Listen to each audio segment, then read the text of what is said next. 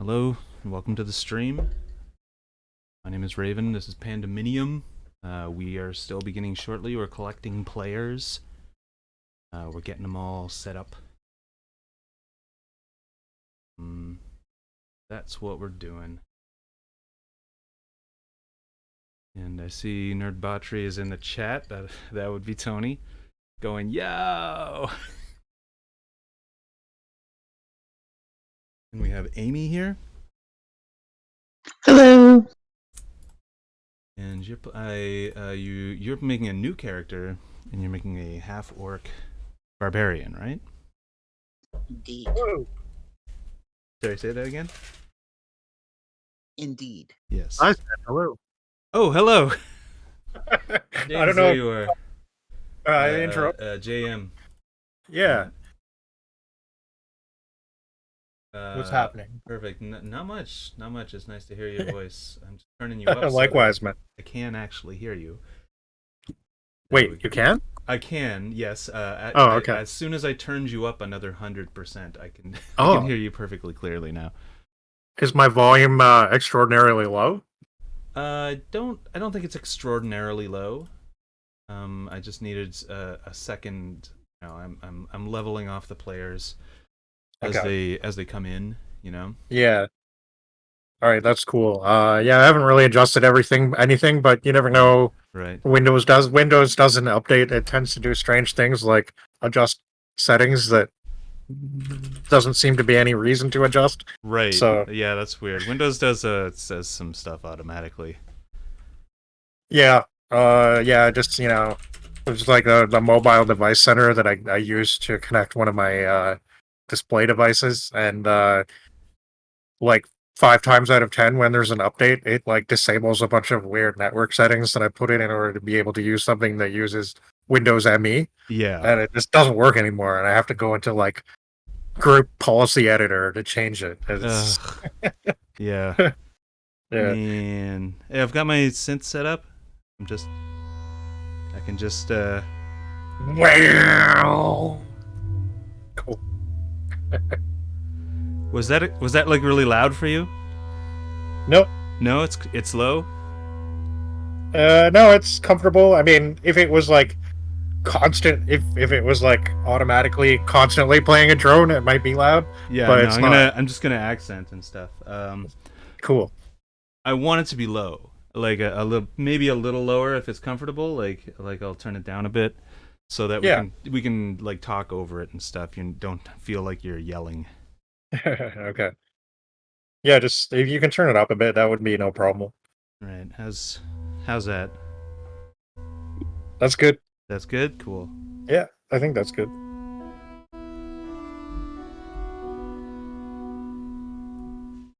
All right. That'll be our theme for tonight, our little accent music. Some skeleton walking theme. Yeah. Wham, wham, wham, wham, wham, wham, wham. Yeah, that's exactly it.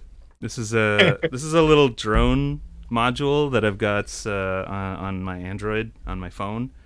Oh, neat. So it's just pressing the touch screen, making it go.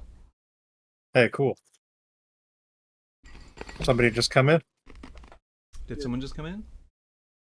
Hello. Oh, hello. There you are. Hey.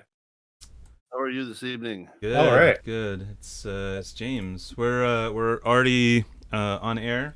Just so you know. All right. So when I start talking like this, it'll be good or bad? No, it'll be great. It'll be fine. But just pay attention. Just don't pay attention to the fact that we're streaming, because I feel like we do everything really well already. Okay. So don't worry. I won't pay attention at all that we're streaming. Yeah. Do I sound robotic? We're broadcasting to the entire universe right now. This is the not entire universe is listening. Millions and billions of creatures. I am not nervous at all. Yeah, no, it's fine. Everything's fine. Fine. So yeah, we're a group new to streaming. So and I'm not even sure if there's any viewers except for Tony right now. There's 3 viewers, so that means there's 1 viewer aside from Tony. Yeah. Oh. Well, nothing exciting has happened yet, so You know, Yeah. it's like Yeah, we're just waiting if on. we have 3 viewers and nothing exciting's happened yet, Yeah. that's pretty good. Yeah. That's Yeah. pretty good. Yeah. And we're just waiting on Lacey. So it looks like we're gonna have 4 players, and maybe Sandy will come. I'm not sure. Yes. She did text me saying she's tired, Okay. but that means she might get a cup of coffee and come with us. Yeah, Right. coffee helps. Yeah. Yeah. Keep for sure. the warrior awake. Yep. The drink of the weekend warrior. Yep. The drink of the weekend warrior. Isn't that like something classic? It'd probably be like, something. like It probably Jim should be Beam or something strong. Yeah. You would think so. Yeah. I got this. Ooh. Hey, Lacey's here. Hello. Hello, Hello. Lacey. Hey. Hello. So it looks like we're possibly all here. No Yusa? Yusa. That's That Candy is. Trap. That would be Alexia's character. Well, I haven't heard from her Oh, okay. at all, so I doubt she's coming, which is unfortunate. Hmm. Hi, Amy. Hello. Amy's there. Oi. So, let me see. Eric and who else are watching Sports Ball? Yeah, they are. Yeah, for sure. Sports ball, yes. And I mean, that's American Sports Ball. that's fine. They can do Yeah. anything they like, I guess. I'm making more of a joke than I am criticizing them for watching Sports Ball. Yeah.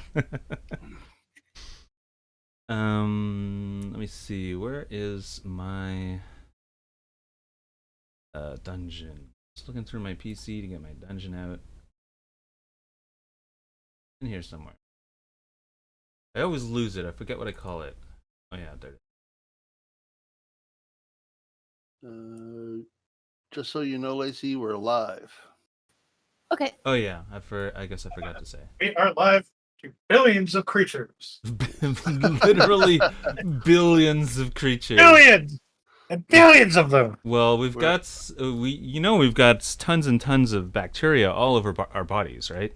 Yeah. Yeah, So- they're watching us. They're watching us too. Yeah. They can't wait. They can't wait to see how we defeat our enemies. Yep. And Mike, Then they use that to decide, who's going to be the next host. Yeah. Pretty much. Yeah, exactly. So, all kinds of really cool little creatures that live in your eyelashes and eyebrows.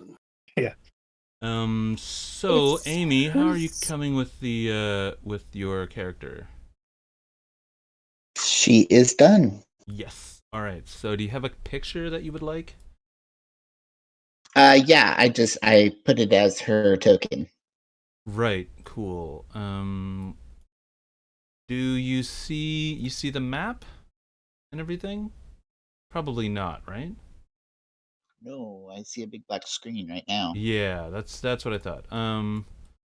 So, hold on. Let me just shuffle OBS so that everybody can see what we're doing. And then, what the heck? Where are you? Where are you? purgatory. Yeah. Where did you put your character token? Did you put it on the field yet? I did not. Do you want me to? You know what? I can do that. Let's see. Where are you? What is your character's name? Uma. Uma. There you are. Okay. I'm going to. There you are. So Uma, oh, I've stuck you on there, and you have no field of vision. So I do not. this is always something that messes me up. So how far can you see? You've got Dark vision. dark vision. 60 feet, I believe. Yeah. Yeah. 60 feet. And you can see, what is it, 60 feet as if it's like daylight or something? So Or is it 30 so feet as if it's daylight, and then another 30 as if it's dim? In dim light, I see 60 feet as if I was in bright light, Right. and in darkness, I see 60 feet as if I were in dim light. Right. Okay. So it's the 60 feet is the threshold. Has sight. I think I'm on legacy lighting still. Can you see now? If you back up, I see like an arrow or a staircase. Yeah, that is a staircase coming up into the dungeon. And what we have here is a new character in hell. So I want to ask you, because you've recently died, right? Yeah. And you have you've traveled the cosmos as a spirit, and then woken up here. But I want to ask you, how is it that you died? And it's never usually anything like heroic or anything like that. We all have pretty ignoble deaths. I was poisoned, and I don't even know why. Yeah. Oh yeah, no. So Uma was quite literally raised by wild cats. Yeah. She was the last survivor of her tribe, and destined to carry on the legacy of the lost tribe. Yeah. But promptly drank some dysentery water and pooped herself to death. Wow. Okay. Excellent. Wait, are you a cat too? She's not a cat. She is a half orc. Oh, okay. She just grew up with wild cats. Okay. Yes. Okay. Pooped self to death. Got it. Okay. Oh my god.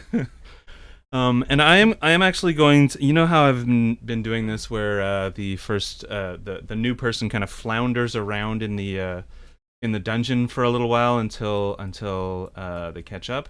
I'm actually going to, since we're still on the first level, I'm just gonna let her walk her over here shortest route possible. Perfect. So I'm going to give you a couple of arrows to follow. And this dungeon isn't squared like it would make it appear. Like this map would make it appear. It's these hallways you're traveling down are circular. They're tunnels of rotten masonry. And what you see in front of you is it's kind of a how do I say it? A lozenge-shaped room. Everything's got this roundness to it, and you can smell death in the air. This room here is what the other players walked through and saw a single forge, and what I'm retconning it a little bit as a workshop. And it's got the forge, and it's got the coal, but it also has things like a bench, a horse for sawing on. It's got a hand cranked lathe. It's got all of the things that you would need to craft something neat. Okay. So let's go up to here, and these doors are very much hobbit doors that you're walking through. They're round doors with big old knobs in the center, but they're all standing open, and you can just tell someone's been through here fairly recently. This door has a big has a rune on it, and it's got this glyph on it. You don't know what it is, and you don't touch it. So let's go through. Let's go through that way. And this is just an empty room. It's got the masonry is sort of reflective of the masonry that's on the walls, but this is also a lozenge-shaped room. It's like the round version of a rectangle. So if we head off this way into this tunnel here, you can see that there is a tapestry right here. No, there's not a tapestry. That tapestry was taken away. There was a tapestry hanging there. You don't know really what was there, but there is also, if you climb up a little bit, there's a hole in the wall. And you can poke your head through, and you can see there are people on this other side. And they were talking about, a book and about a strange rune on the ground, and about keeping these wall hangings. When all of a sudden you hear a no, I'm gonna back it up a little bit so you have time to introduce your character, because last time we ended with this. There's a creature down here that you can't see.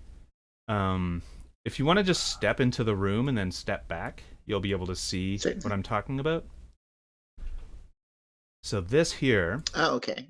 That is a suit of armor that's got spikes all over it. It's got spikes like for pauldrons. It's got like spikes on its legs. It's got like rows of spikes on its chest. And it's got this faceplate that is kind of slowly raising and then snapping down, and even it's got like these interlocking spikes right where the bottom of the faceplate and the bottom of the opening to the helmet meet. But as it raises and lowers, you don't see anything inside making it move around like that. And so that is what you will see when after you've introduced your character. Okay. So you can just walk in there and introduce your character, or you can be a sneak about it. Do whatever you like. This character is a little bit noticeable. She might not be the best at sneaking. She's 6'1", green tinted skin, and long brunette hair that's in kind of dreads, and held up in a big dreaded ponytail. She's got small little tusks protruding from her lower lip, and she kind of comes in, dusts herself off from crawling through the little hole, and kind of gives a little poof. Someone else is here. Oh, well, hello. Who might you be? We haven't seen the skeleton yet at this point. Not the skeleton. The animated metal. Yeah, no, we have not. I've backed it up a little bit before this thing stood up. So yeah, you guys can talk casually if you feel like talking casually in this obviously dangerous room. Again, I apologize for the voice that I'm about to do for the rest of the session. So. Yeah. Oh my God! I think there's a half orc in the room. Friend or foe? I don't know. Hi, I'm Brain. And I'm Spring. Nice to meet you. And I'm Spring, and we are just getting ourselves into trouble in this here room with the runes and the strange things that we've just overcome. Do you know where we are? I was in the woods, and now I'm here. We're in hell. Yeah, welcome to hell. Definitely hell. Have you met the panda yet? No. Okay. Just be aware. Panda's a dick. Hashtag. Panda dick. Hashtag.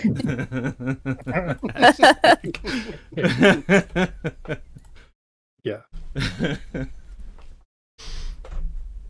I want to interject and ask if everyone can see Uma's 15 hit points and name. Yes. I can. I can also control where she moves. Oh, that's a problem. Hold on. I can fix that. Presents character Uma. but that's probably on her It's her character sheet. Edit, character sheet. Yeah. I know you know. Oh yeah, there it is. Sorry. Okay, can be edited and controlled by. Are you? You are Uma Amy. Go. All players, take that off. Got it. That should be fine. Can you still control Uma's token, Avery? No. Right. Okay. A bit of unexpected mind control going on there. Yeah. Hey, I didn't know. For some reason, her hit point totals went away. Did it? The bar's still there, but the hit points are gone. I'm seeing 15 out of 15. Okay. What about everybody else? Well, I see that, but it's also my token, so I don't know if that changes things. I did see it, and now it's gone. Right. Yeah, I was having trouble getting rid of one of the bars. And so I erased it, made it 0, hoping that it would get rid of it, but I did eventually get rid of it. Maybe reconnecting to Roll20 will fix your issue, Brain. Oh. Yeah, I can do that. Sorry to be a pest. Yeah. Don't forget that you can use Shift Z. If you click a token and hit Shift Z, you can show everybody the token. Yeah, keyboard commands. If you want Shift to show Z everyone. and just click it, and it will show people. Just if you click on the token, Yeah. and then hit Shift Z, it will enlarge in like that. Oh, like that. Yeah, that's like Yeah. show to players. Okay. Yeah. Cool. Yeah, that's awesome. All right. As you're speaking, your sometime friend, who's it? Kushi is hobbling off to this corner with the telltale signs of soul sickness. He's a player who's not here. The player's not here. The character is here. He was here last session, so he's wandered off and he's not feeling well. He's not really responding to any input. He's not talking to you guys. He's just feeling very, very ill. He's turned pale, and he's kind of drooling at the edge of his mouth, and that is unfortunate. Valvire is kind of feeling the same way, and is going to wander off. Yuza is also feeling the same way and has once again wandered off to do that. And so we have one. This is a morally reprehensible place. I'm going to just stick this right here as they all heave their various lunches onto the floor. That is that is a long trough of barf. So do we have? Oh no! Everyone It's that here. soul sickness again. So gross. Sorry. Oh, stop! Oh God. Sorry. No, that was in character. You can continue. It'll be all right. Just a second. And I just wanted to. I forgot what I was gonna say. Honestly. So. Oh yeah, no, that's right. As you walk in and you introduce yourself to these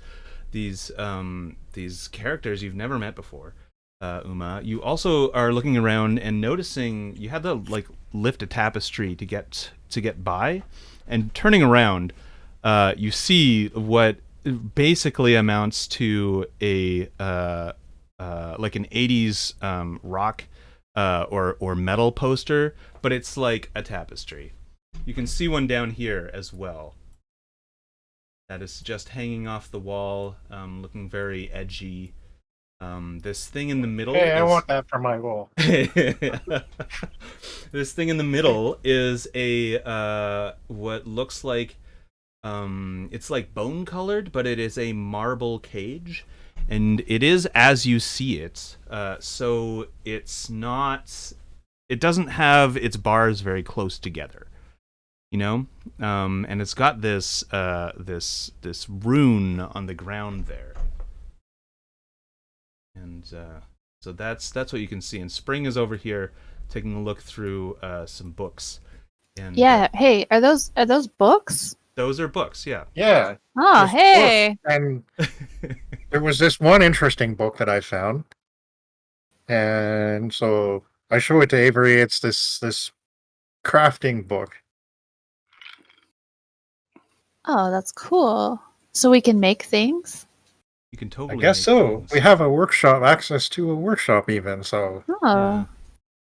If none of you heard my if one of you didn't hear my description as I Uma was didn't. walking through, I retconned that old forge to a fully functional workshop. Okay. My headphones died before I got to this room. Right. The last Okay, time we yeah. played. right. So I don't. Yeah. Okay. All right. I'm just gonna locate us on my map here. We So are Brain is here. standing Perfect. beside you, holding your hair back. It's okay. It'll pass. You'll be fine in about a week. Yeah. About that. Probably drank bad water. Yeah. Let's see. Just need. Oh yeah, there it is. Found it. I was looking for all this information. This room has like so much description to it, so I have to like blather before I can like find some information I can utilize. But anyways, it is at this point, Uma, you seem to be sort of approaching the cage here. Yeah. Is that true? And as you step towards about halfway between this secret's entrance and this was just some armor laying on the ground there. And as you step towards it, that's when it starts to gather itself, and you see some movement down there, and it starts twitching, and then one of its feet plants itself on the ground, and one of its hands does, and it moves slow, not super slowly. It starts getting up with a loud scraping noise, metal on stone, and as it turns its helmet towards you, its faceplate is open, and it's totally empty on the inside. This is obviously some magic or something, possibly a ghost or something, but you can't see anything inside of it. And it's right then when the faceplate snaps down, and it starts snapping, and it keeps on opening and shutting, like snap, snap, snap, right towards you. And Oh, hi, I'm Uma. and Look out for the armor. And it is at this point when I would like to see some initiative. But hold on. I gotta get this. Make sure it's empty. It is empty. And now please roll initiative from your character sheets. okay. Or Spring, if you roll initiative, I can stick that on if Okay. you just sort of tell me. Thanks. Yeah, I just was looking up, so it's +2, I guess, to my roll. So Yes, it is. well,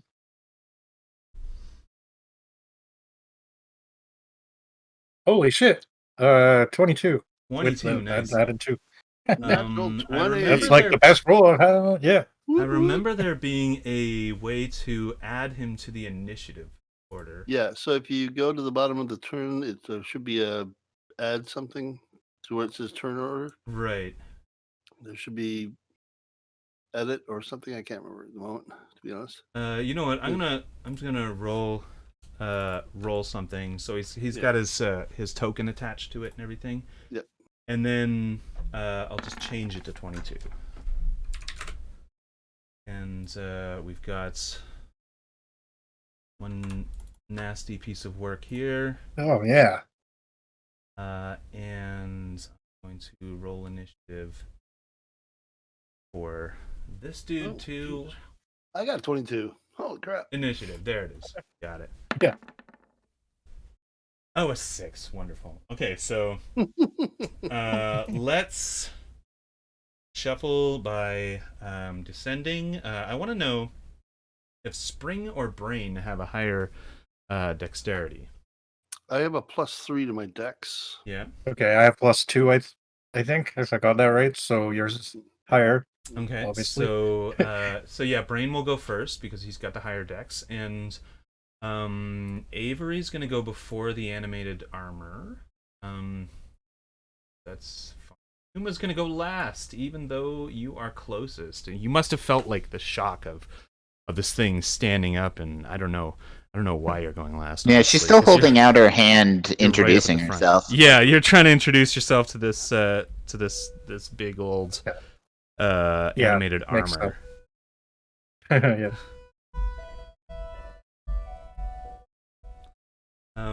And so it is Brain's turn. Sweet. I would like to see you destroying this thing. So I'm going to scooch over here and do the thing that I do, which is I'm going to tuck in as close as I possibly can to the bookshelf. Yep. And then do my hide thing that I do. Try to scooch up close as possible. Yeah, for sure. And hide. And skill. Sorry. There you go. 15. 15. All right. You know what? That's gonna make a.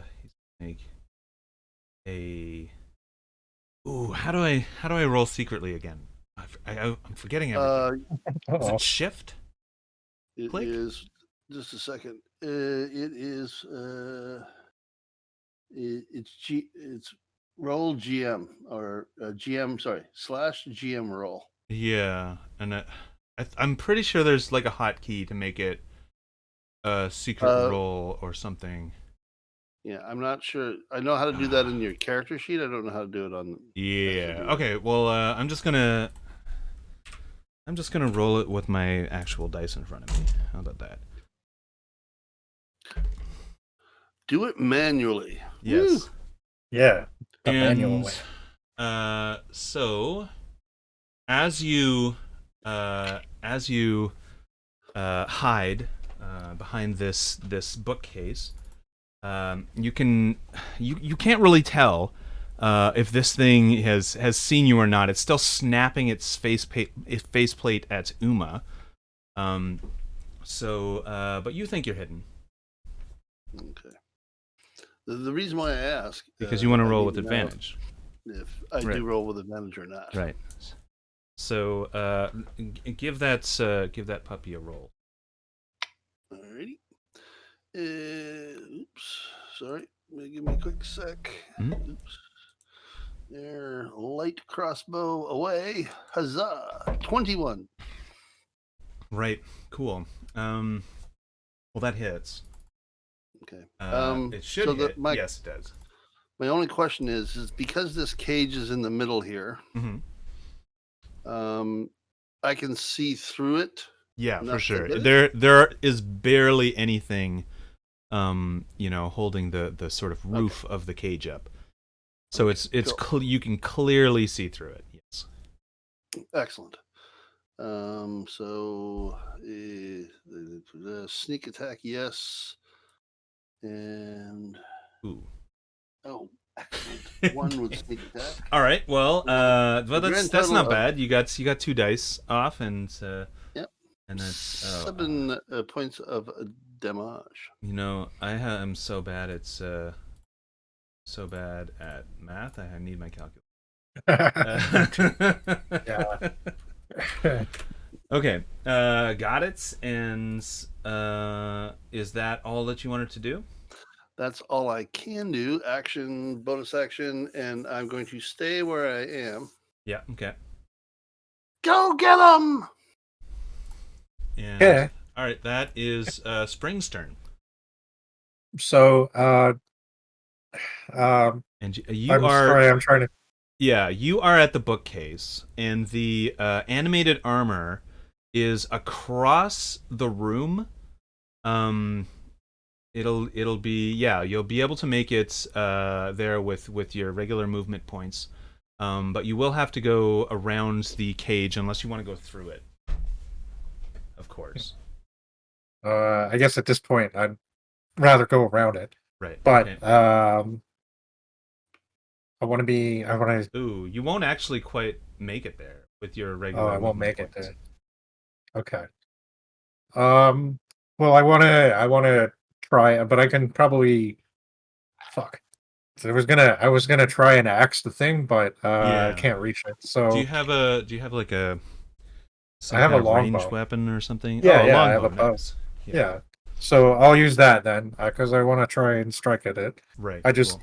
figured that like a chop would be more effective than I feel like my Um, my senses tell me that sticking an arrow in the thing isn't really gonna do not much. to But not to interrupt too much, but don't Tabaxi have a thing where they can do double their movement speed?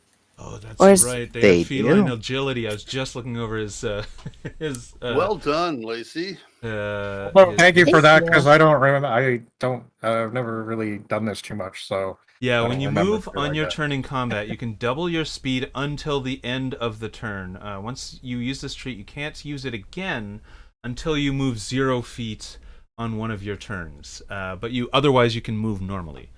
I so know this because my character in the Ravenloft game is a tabaxi, and Yeah. I use it all So the time. you can Cool. totally get there, and you can also dance around him with your remaining movement points if you want to. Okay. So then that's what I try to do. Okay. I take a like springing leap Yep. and run towards the thing with my axe drawn, and I try to take a chopping blow at the thing's neck. Right. Cool. So that would mean you've got your. Is it a hand axe that you've got? Yes. Yes, that's right. So do you have your modifier and everything there? Okay. What am I adding? Am I using strength or dex? That would be strength and your proficiency as well. Okay. So, is it +2 or +3? It's +4 because your strength has a 2 modifier and your proficiency has a 2 modifier as well. Okay. All right. So that would be +4, and let's roll that up. And I've got, and it's a D6 +2 damage as well, assuming you hit. Okay. So, D20 first. Yep. All right. Well, that's not great. That's just a 10. A 10 will not hit. Damn. So you've fairly whiffed it, and it hasn't. You haven't hit its neck. You haven't hit exactly where you wanted to. You did hit it. There was a big loud clang, but it didn't seem to do any. It didn't even dent the armor. Right. Okay. And I can sort of dance out of the way of its spikes. Well, you can. You've got movement points left over, which is what I meant by sort of dancing around it. But you are engaged in melee now, and it would be a little difficult to disengage unless you used an action to do that. Oh, You know what I'm do saying? I have enough? Yeah, I think so. So do I have enough? Like, can I actually do anything like that though? On your next turn, you've just used your action for this turn. Okay. But on Yeah. your next turn, you could disengage and run away if you wanted to, or you could take another swing or whatever. Okay. And looking at your character sheet, I don't really know. It's a lot of information to take in to see if you have Yeah. if you have something you can do with a bonus. I don't think I do yet. Bonus action as a paladin level 1. Okay. Yeah, no, I think it's safe to say you don't. And we will move on to the next person. Okay. So you are right up against this animated armor as it's kind of snapping all over the place and swinging its spiky arms around wildly, and you're trying to just get out of the way of this thing. And Yeah. it is now Avery's turn. All right. Just gonna move up a little bit. I can see completely through the cage, right? No problem. Yes, for sure. Okay. I'm gonna cast a firebolt at the armor. Right. Okay. Perfect. Fire! Fire. 15. I am the god of hellfire! That will unfortunately not miss. It will not miss. Sorry, no, it will not hit. I'm saying that the two things together that I was thinking. You really got me excited for a second. No, it will not hit. It whizzes by. Oh man, there's that tapestry behind it. Damn, does this thing catch things on fire? Will it catch an object on fire? It will. Yeah. Oh no! Oh, there's a little fire there, right behind it. Okay, so I'm just gonna type in fire, and we'll see what we got here. Yeah, I'm gonna put the fire right there. Where'd it go? There it is. The fire on the tapestry now. It's burning. And so that was unfortunate. But you can use a bonus action if you want to. You can use your movement. I don't want to get any closer to it. I'm gonna go here and end my turn. Right. Okay. Perfect. And it is now the animated armor's turn. Roll like we normally do as DMs. Come on, you can do it. So it was looking at Uma first, but then Spring came up and hit it. Right? Yeah. So it's got its attention split. And I'm gonna see kind of who it wants to go for.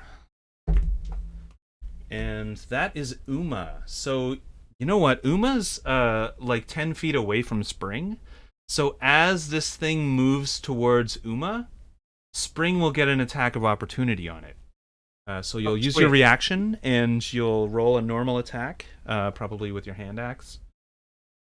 Okay. Wait, that's me, right? Yeah, that's right. Yeah, okay. So I'm trying. It's actually going away from me, so I'm gonna strike at it again. Yeah, exactly. You stupid piece of animated metal. What do you know? And what do we have? Oh, wow. Okay. 24. 24. Was that a natural 20? That was an actual 20. Yeah, okay, Woo-hoo! That's perfect. A natural 20 is a special roll. It means you double your damage to it. You don't double your damage. You roll your damage dice again. So you roll 2d6 and add the +2. Add +2 to 2d6. Yeah.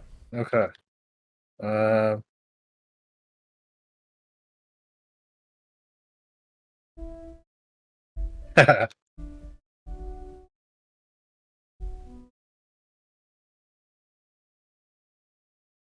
2 nat 20s. Mm-hmm. Sweet. So how's your damage roll? Sorry, this is slow. No problem. Yeah, you're using a dice roller over there somewhere, right? Yeah, I do. Yeah. It's being weird right now. So, right. It's okay. Oops.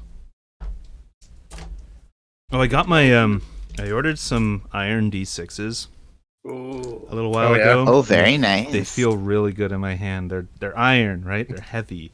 Nice. They came with that black on it, and I'm trying to like use it so that the black wears off, and it's like that's iron gray. I'm trying to use them like that, but you know what? The black will actually come off on my hands, so I have to wash my hands every single time. That's like really cheap metal. Yeah. Well, it's not lead, right? It'll be okay. You're safe. Yeah. Don't lick your hands after you're done. What? Oh, I shouldn't lick my hands. Might be don't okay lick your for you hands. if you're a little iron deficient. Yeah, no, Yeah, that's true. enough. Yeah.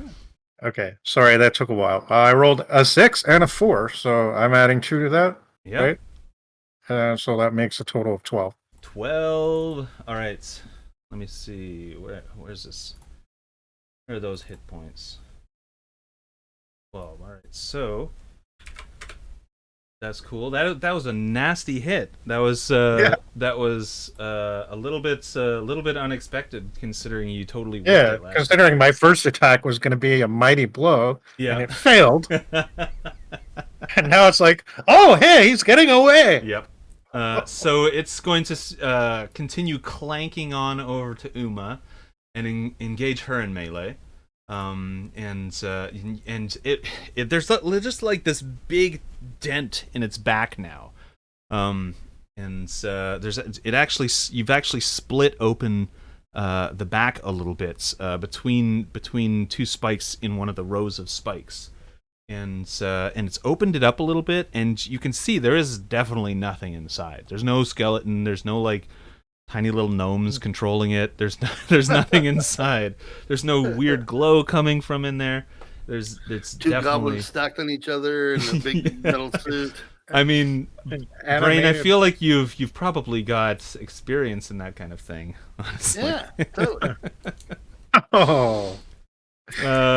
So it walks up to Uma, and it has oh wait, that's the wrong character sheet.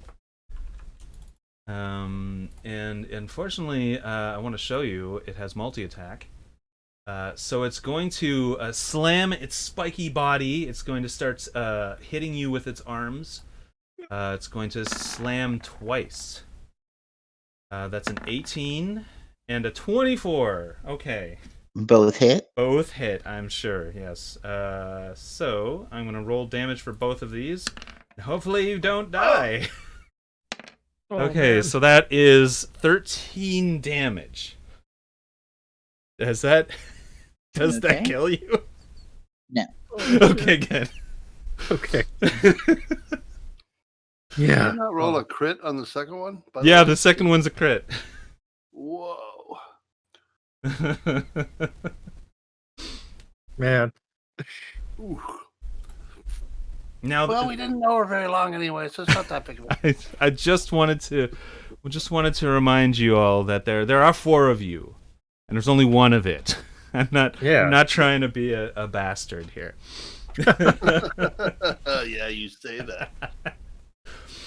And that was its turn. It's moved. It's used its attack, and it is now Uma's turn to retaliate or whatever you want to do. Well, Smash Uma's that not thing. the smartest cookie, but she has figured out that this thing is hostile and decides No. she gets very mad, and I would like to rage. Yeah, for sure. Barbarian. Orcish rage. Yep. Okay, and Rage. Orcish rage. swings her great axe. Yep. And that hits. Okay, That'll definitely and hit. she is raging, so she gets her rage damage. Let me just check that box. Cool. You have a special rage power. Oh my What's god. that? Oh my god. She does 13 damage. So, I want you to describe how this thing dies. So, as she's bleeding out of the multiple protrusion or multiple stab wounds from the protrusions of the armor, Yep. her eyes start glowing red, and she kind of gives like a huff and just overhand sweeps the great axe and adding to the already damage of the armor down the back. She just splits the armor in two. Yeah. That's wicked. Nice. And did you say it was 13 damage? Because that's what I heard, but it's actually 23 damage. No, that's because No, of the that was crit. if I got the critical, but I don't have Oh, advantage. right. Yeah. Okay. You know what? That's close enough. That's fine. It's close enough. Can't retcon it now. Yeah, no, I can't. You know what? It had 14 left, but I'm not gonna stand here and tell you didn't kill it. All right. Where's Yeah. blood? Yeah. Perfect. So that is the end of that combat. That was nice and tidy. Yeah. I mean, I guess it was a little messy. But you Luma guys are might think still in this room. And Don't forget there's to now describe, there's now a fire blazing Yeah. Sorry, Ribbon. over here. Sorry. To describe to Uma what happens when you kill something in this game. Remember the shardy things that come flying up? Yes, that's right. Of course. Oh, wait. I'm trying to manipulate some tokens. Yeah. Absolutely. The as you kill this thing, there are a bunch of little blue white glowing shards, crystal shards that come just kind of flying out of it, not necessarily out of its body. They just materialize and arc away from it, and then hit the ground with a little tinkling noise. And I'm going to roll for that. Roll for how many there are. Got to use my iron dice for the first time in game. Nice. And that is 12. There are 12 of them. So I wanna. That's a nice even number. Yeah. Well, we don't have to light shards. hum and haw about it. No. And the armor itself will give. How many are there? There's four characters, so there's going to be 200 XP divided by 4 equals 50 XP. Oh, so close. Ah, you're close, aren't you? You can taste I'm it. getting there. Need to fight more things. Mm-hmm. Yeah, get in there. We need to kill more stuff. Yeah. Yep. You know, on the next floor, I'm thinking of bumping experience a little bit, not too crazily or anything, just so that you're getting experience for like traps and stuff. Cool. Okay. Oh, yeah, cool. That'd be great. Yeah. So are we dividing these shard things evenly? There's 4 of us. That would be 4 each. That's I think that's fair. Three each, right? that is 3, what you've yes. been doing. For sure. Okay. Yeah. I'm gonna come over to Yuma. Yuma, here are my 4 shards. You're one of us now. Did really well. You're so brave. Wow. You did good. Uma sits down and starts licking her wounds. Yeah. There are a lot of wounds. A lot of wounds. Don't we have some kind of anti-fire artifact? Didn't we find something that's it was a ring or something like that? But I guess it wasn't. I guess it would protect a person, but not. You're talking about because the tapestry is on fire, right? And I assume I'm kind of thinking about that. Yeah. Yeah. The ring of chill. I assume you move I away had from it a sort of an attack strategy if Uma's attack didn't work, but it did work. So, right. But yeah, the thing's still on fire, and it's probably gonna set the room on fire or something. Well, so. I'll grab the tapestry because I am wearing the ring of chill and I'm a tiefling, so fire really doesn't bother me at all. Yeah. So I'll grab it and put it on the ground and stomp it out. Right. Yeah. For sure. Okay. So cool.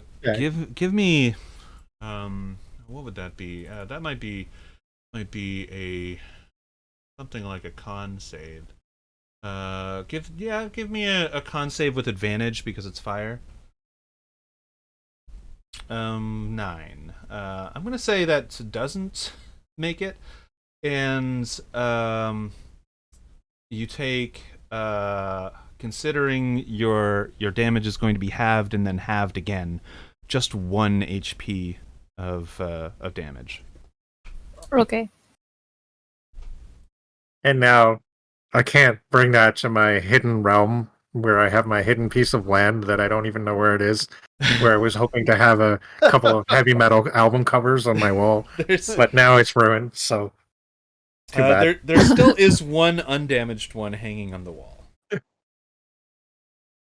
And it looks like that one is a picture of a green kind of slinky creature looking over a rock at a group of halflings. And one of the halflings is holding his hand up exultantly, and there's a small gold ring in it. So that's what that looks like. It says Blind Guardian across the top. Yeah. Hey, it's the cover for Tales from the Twilight World. Or something. Now, about these bookshelves, Yeah. other than the Book of Crafting, is there anything else interesting looking on them? They are what looks to your eyes kind of crude introductory books about magic and summoning, and there's books in there that are sort of edgy to read, but the author has been like debunked. And there's a lot of this kind of thing in it. So you know what? Roll me a d6, and we'll say if you roll a 1, you find something interesting. Hell yeah. Oh, there it is. Oh, So was it good? Hey, man. I rolled a 1. Yeah, you rolled. Yeah, Aleister Crowley 1. may have been a charlatan, but he was pretty interesting. So you Maybe. are a pretty traditional wizard with a spell book and everything, or is it a focus? Avery? I have a focus. Right. Okay. But that doesn't mean that books are like totally useless to you. Oh, I You love books, but I couldn't bring any of my books to hell with me. So Yeah. So we're gonna.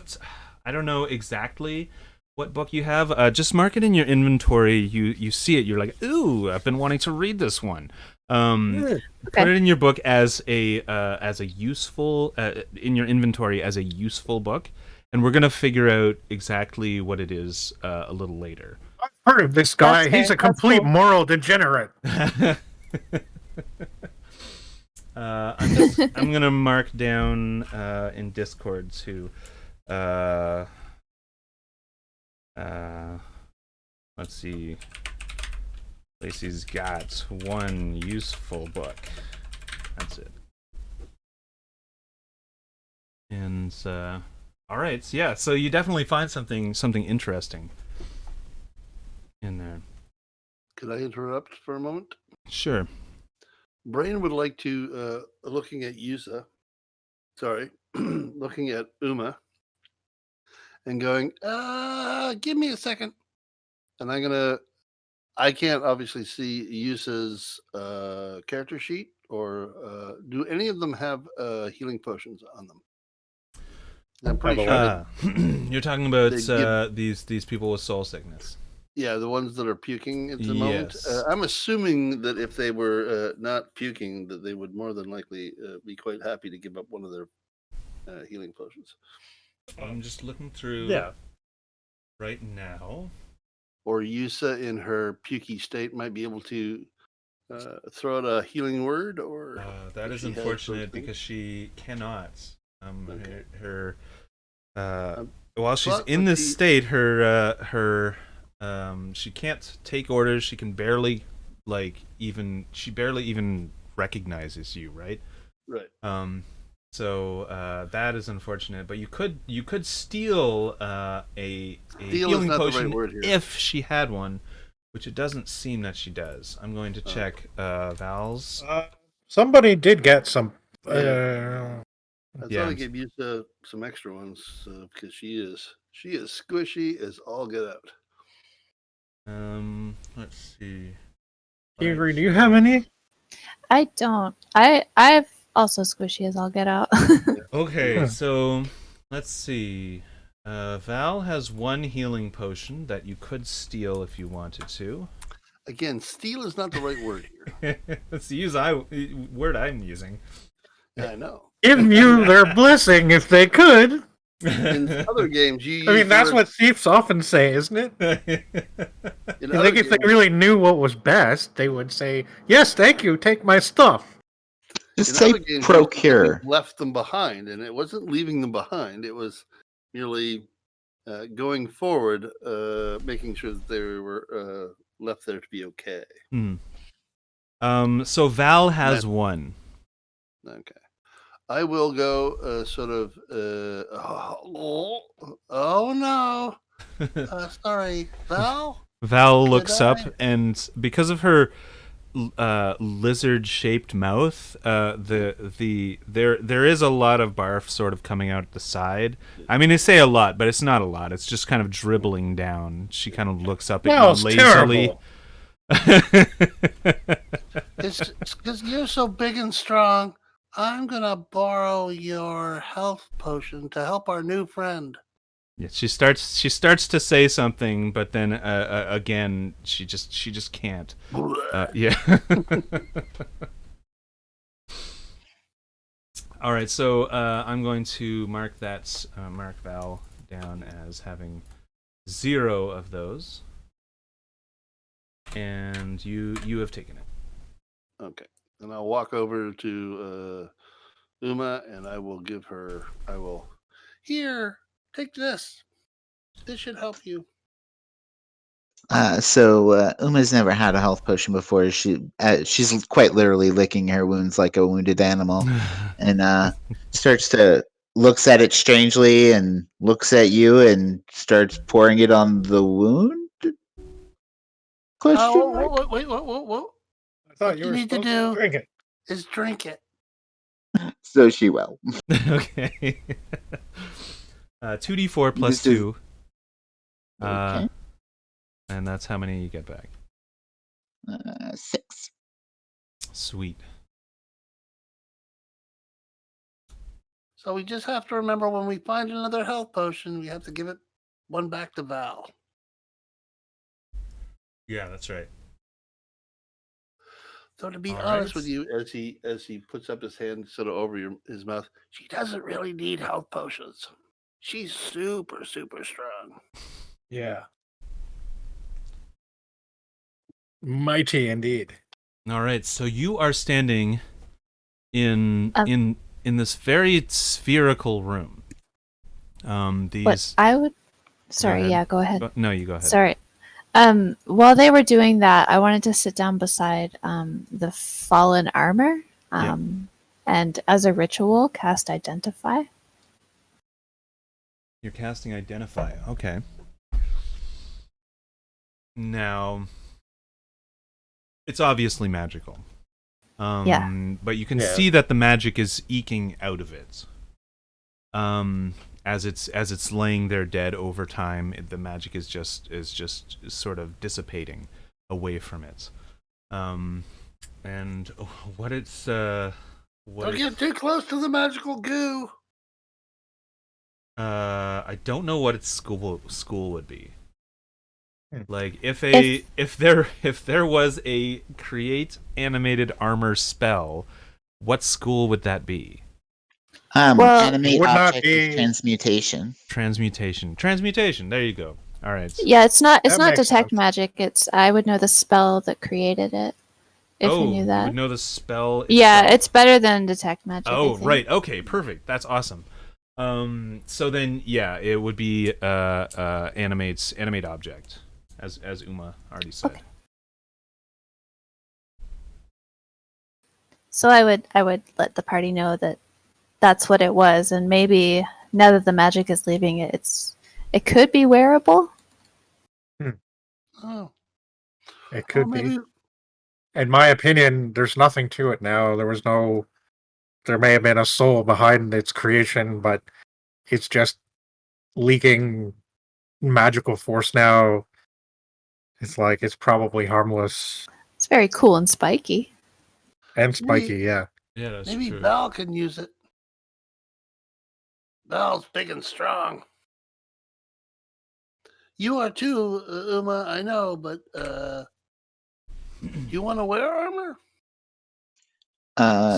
She kind of shakes her head, but at the comparison to the one puking being called big and strong, she kind of turns her head to the side, like questioning. I And understand your confusion. This Normally, this armor has Big and been literally beaten to death as well. So Yeah. at least the top half of it would need major repair in order to use it at all.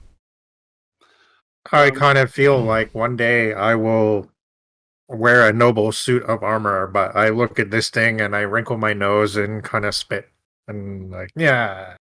Like a cat seems- spits, right? Like Yeah. Yeah. could I ask a question, DM? Yeah. When it was hit a number of times, did any of the spikes themselves sort of break off? Or would it be possible to maybe sort of jiggle one? Let's see Out of the armor? let's see if any fell off. No, none fell off. So that means they're attached pretty well. So you could totally take some kind of tool to it and try and prise it apart. Yuma, That's an idea. could you help me maybe get this one of these things off? You need a prize. It's your first kill down here. Not worth keeping track of kills because we don't. I think I have 10. Avery has 3. I mean, we're not keeping track. Yeah, she'll see what you're doing, and she gives you a hand. Mm-hmm. All right. Well, Let me sort of let's loosen one off. Yeah, for sure. And remember that they are hard to get off. Yeah, that's cool. Okay. I was going And- to help do maybe athletics Uma? Mm-hmm. because I Yeah. am proficient in it. And, Yeah, for sure. sorry, Let not me. Yuma. Oh, That's going to be oh, fun. hold for on, my hold brain on. to work around. I feel like it's not quite athletics, is it? It is. Oh yeah, it is athletics, strength. Yeah, for sure. Yeah, just roll. If you're aiding, then Yeah, she'll I'm get not it with proficient, so- she'll get it she'll get it- with advantage, right? Yeah. Okay. Perfect. 24. 24. Nice. Wicked. So yeah, you definitely pull a few off. Roll, let's say 2d4, and that's how many you get after you've been Yuma? prying these things off for like 10 minutes or something. Okay, 2. You've got 2 of them. Yeah. So I'll take one and I'll put it in my little pack on this. Like I have a little side pouch thing and I'll put it in there. Mm-hmm. And I will. You now have a souvenir from your first kill here in hell. Nice. Hashtag Pam's a dick. Just I saying. mean, assuming that she didn't go on a huge killing spree. Yeah, beforehand. Already. We don't. Well, I mean, Before she I even got understand- into the Daedalus ladder, everyone's dead here in hell now. Oh, did you kill a bunch of Yeah. people before you got here, Yuma? Probably No, not. no. They would not have liked that, and probably would not have been. You wouldn't have been able to hurt them. Down Yeah. here, it seems to be very, very unpleasant. So keep this, and maybe if you need some inspiration every so once in a while, this will give you some inspiration. Uma smiles at you and kind of standing back up from nursing herself and feeling a little bit better after your magic fluid. She just ruffles your hair and stands back up straight. Thank you. She's really big and strong. Yeah. Yeah. So the just one. to give you some. Do you feel like Sorry. the ones that you picked would have been like straight, like spikes or like thorny spikes? Because there's all kinds of spikes on this thing. My They could thoughts be big were- ones or like little tiny ones. She probably would have gone for something big because her hands are kind of larger, so Yeah. something easier to get her fingers around. Right. Perfect. And I would have got one that's sort of like use it kind of like I guess like a dagger, but more like just so I could maybe stick it into something to hold on while I'm doing something else with the other hand. Right. Yeah. So yours looks a little more like a blade than a spike. Yeah. Cool. Yeah. Yeah. So just mark those in your inventory, and we'll figure out something to do with those later.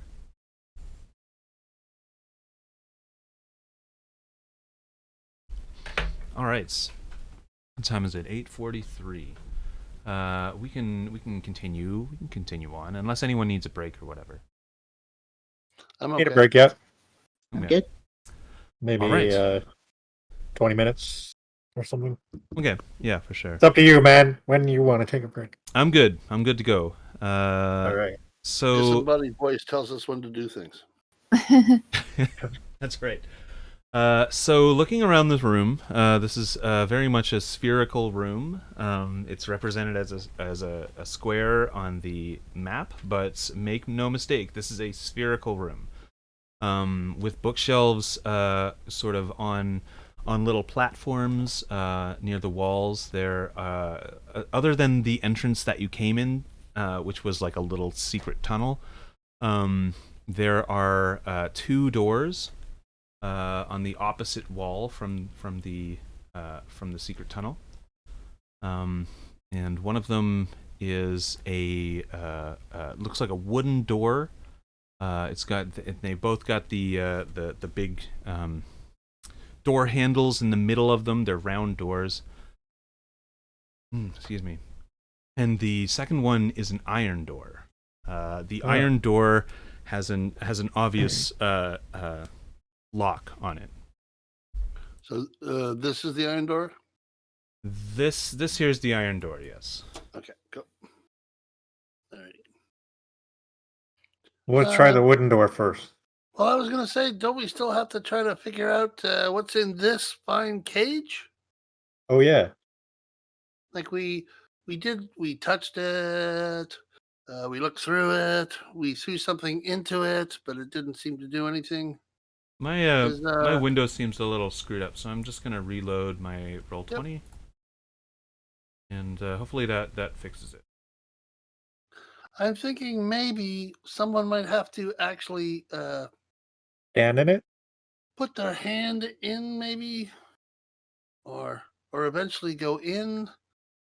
And As soon as you say that, Uma puts her hand in it. Okay. Oh, okay. Avery steps back. Yeah, Okay. I quickly step back a couple of feet. Yeah, right. So yeah, you stick your hand right in there, and you can. Oh, hold on, let me see. Yeah, it affects you. This is this was this was a trap, and so the field in the middle of it, in between all of these bars, starts glowing with some specks and starts turning around. The glyph on the floor also glows, and I just want to look something up. There it is.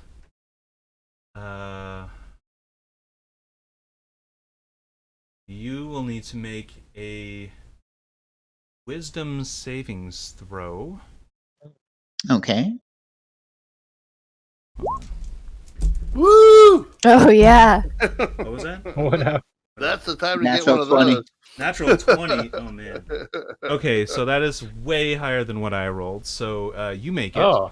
But you feel like you were starting to reel a little bit. You didn't know if you were going to fall forwards or step backwards or whatever, but you you manage to shake your head and shake it off. And your eyes start to focus together again, and it was a confusing sort of feeling, but you've managed to shake it off. Uma kind of reels back 5 feet and shakes her head and goes, "Cage makes sick." Oh, Yeah. Don't touch things anywhere. Yeah. It seems like good advice. She immediately drops her We've- great axe. Oh no! no! Pick up your great axe. We've learned does. that touching doors and sigils on the floor are a bad idea.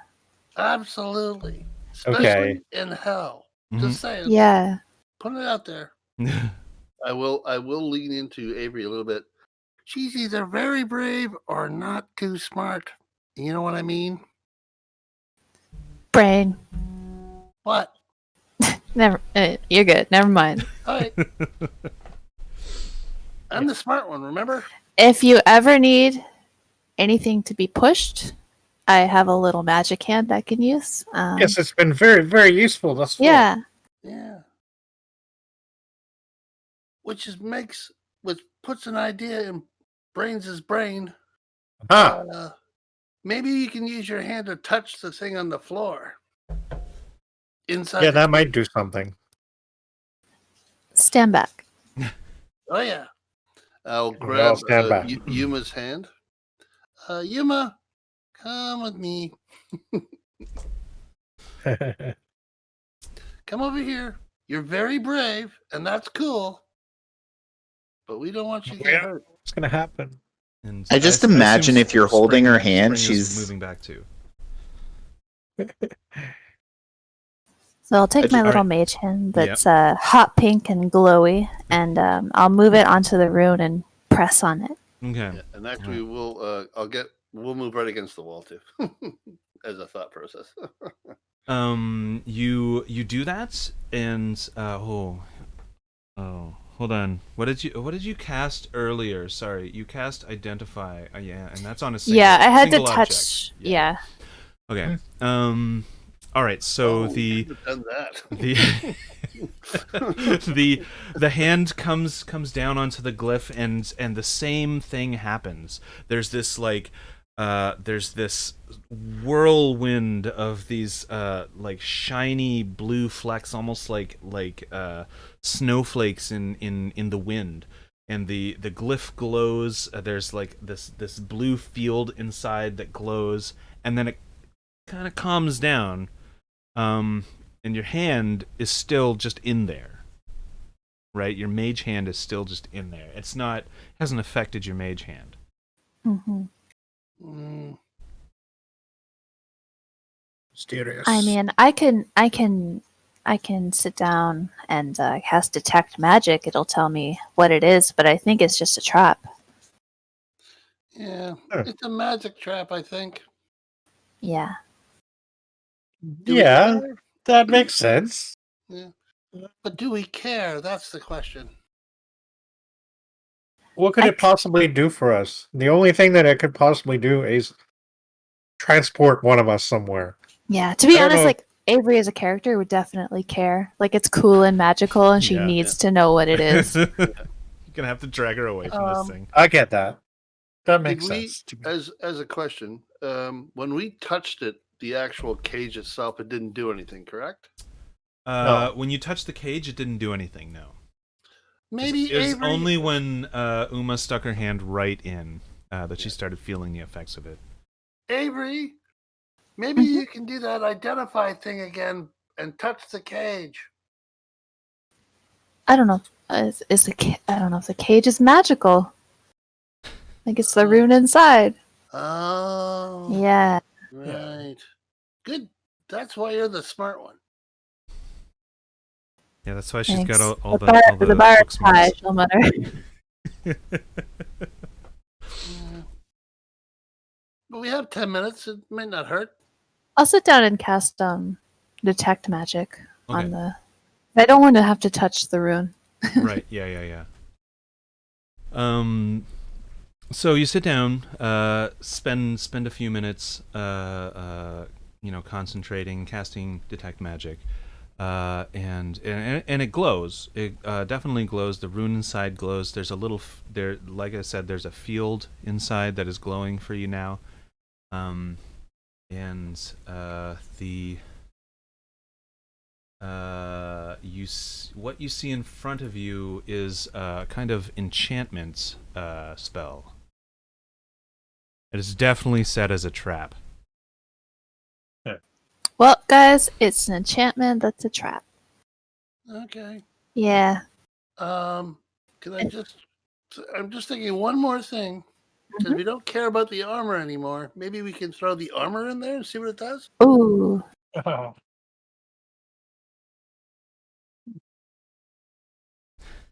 Again, everyone move back. Who's throwing it in? I'm the closest. I'll Okay. I'll pick up pieces of it, I guess, and toss it through the cage. Yeah, for sure. Yeah.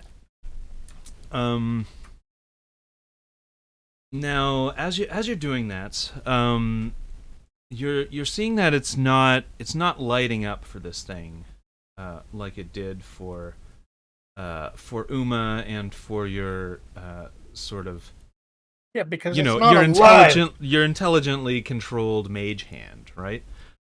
Because this thing, you figure this thing is dead, so it's whatever magic is working on it definitely can't affect something that's dead and gone like that. Right.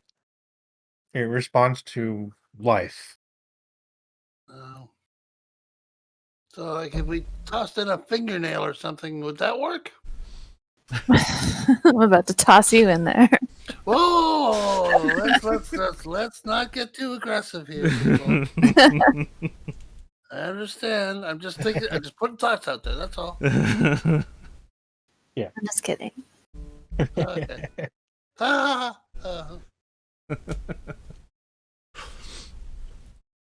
All right, so we are in this room.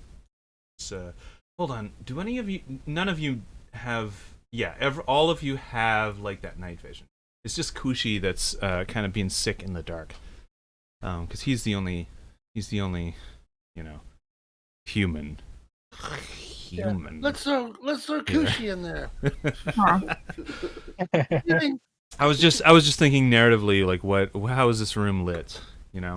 So it would just be the little fungus all around that is casting a low glow all over the place.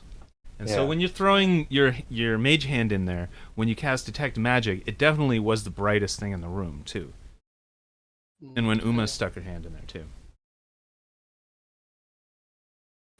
Bryn, can you grab one of those mushrooms off the wall? Throw it in there. Maybe that'll just. Yeah, definitely. Oh yeah. I'll go up and use my little new spike. Ha! And I will chip some mushrooms off the wall into my hand. Feed it some mushrooms. And I'll sniff them first. And then I will walk over here and I will give it a toss. And then immediately move back. Yeah. So as you sniff them, there's a little bit of the glowing sort of, I guess their spores come off on your nose. Not it's not dangerous or anything, but it's like when you sniff a dandelion, and you get this like yellow bit on your nose. You now have a glowing bit on your nose. Oh, I'm very impressed. I'm very happy about that. Yeah, you throw the mushrooms in, and these things are alive. They didn't die in the time that it took you to walk over to the thing, but it doesn't react to the mushrooms either. Nope, didn't work. Seems like it's just set up for trespassers. Yeah, I suppose so. But I wonder if it contained something at some point, like if something was hidden there. But I don't think anybody would like walk into it. Let's roll dice. I'm kidding. Don't want to do this, people. I think we've exhausted. Brain, have exhausted James as well. By the way. Yeah. Oof, you know, Brain's not. Brain's got no more ideas. Feels like a well to me. Okay. there's I just had a flash back to my other game where I'm playing an evil character and an evil party. Oh, And blood and I'm like, guts you know what I would do probably is just to take something that someone needs and throw it in there. Like someone's weapon or something. something vital. Yeah. Yeah. But I don't have a character in this game, so I'm not going to do that. I'm not throwing anything vital in there. And I wasn't suggesting that anybody here be a dick either. That's just me. Now, if somebody wants to stand in there, I think that's the only way to really find out what it does. But I don't think that any of us have a death wish. No, I definitely don't. No. Though we are kind of dead because we're in Died hell. once already. It sucked. Yeah. Oh yeah. Very hot, very warm. I mean, Lots it's of clearly meant to contain a living being. Yeah. It was just that Avery said she definitely wanted to figure out what it was. Did I? Did I? Well, maybe Lacey said it, but Oh, Yeah. well, Avery would have. Yeah, I guess yeah. Too bad there are Figured out no what it like. was to detect magic. Too bad there are no like weak, feeble kobolds hanging around that we can just sort of drag into the thing and convince them that it's like there's treasure there or something, and we can just put them in there and see what happens. so we pretty much determined that anything that's dead won't do anything, right? Right. Because if we will go Right. back and get some of the dead bodies that we've left behind, Yeah, I think it likes living worm flesh. all right. Like we could maybe reanimate one thing with a hit point. Paladin. Ooh. Yeah, now there's the thinking I like. Because I thought that paladins had some sort of way of like transfusing like some health back into someone, sort of very small amounts of it. I'm not sure though. I'm not. I can do the laying on of hands, but I don't think it would work if something was actually dead. Good point. And they're long dead now too. Yeah. It failed Shit, all I the forgot about saving that. So throws. now I don't know how many hit points I can give back to somebody. I have to look Level at that. 1, that would be 5 hit points. Oh, okay. Up to Yeah, 5 hit exactly. points. You can just give 1 back, 2 if you want. So Brain goes sort of a little hork noise and then spits. That's what they call spitballing. I was just, spitballing. We could always, capture someone who wants to kill us, bring them back Yeah. here. Bring it back? That sounds Yeah. so evil, but I think maybe, for science. Definitely for science. For science. Big wink. Avery, were you Brain ever gives on Avery- Mythbusters?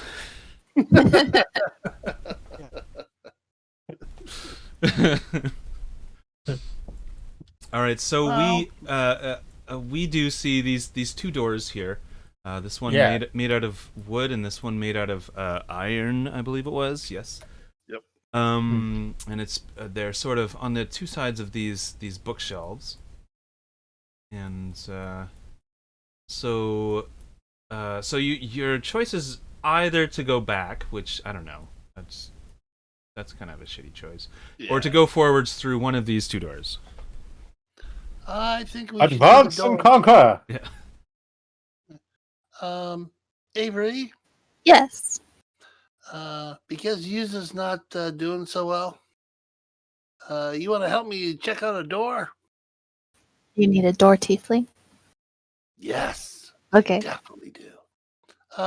She usually helps me check it out to make sure it's not trapped. Everything in this place is fucking Tricky and trapped. trappy. I will do whatever you need. All right. Which door do we want to go to? Wood or iron? Well, the iron one seems to have it might be locked. We should try the wooden door first. I don't know. We don't have any spare keys lying around, right? I have thieves' tools. Brian is a spare key. Yeah, and I mean, can I actually don't. give them to Avery and her magical hand. Then go and try to pick locks and stuff. But we're gonna check them to make sure they don't have traps first, anyway. So let's do that. Okay, Makes So wood or iron? let's go wood first. Wood it is. Let's get some. Oh no, not gonna do that one. Nope. Not going Are there. you retconning this movement? Oh! I see what you were not going to. Yeah, there was a wood. Sorry, my comment in there mind was where- not in the gutter. I guess I should put it back in the gutter so that I can understand what you guys are saying. something about one might get some wood or something of that nature. But no, not doing that. Okay, so are you? What are you doing? Investigating the store? Yes, please. Okay. Avery, you need to be kind of close. So I'll look low. You look high. And roll investigation with advantage because I have proficiency in investigation. There we go. 15.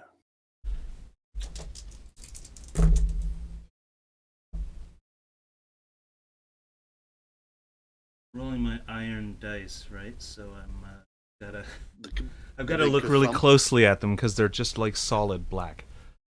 So I'm like really leaning into my table to see what I've rolled. And it looks like 15.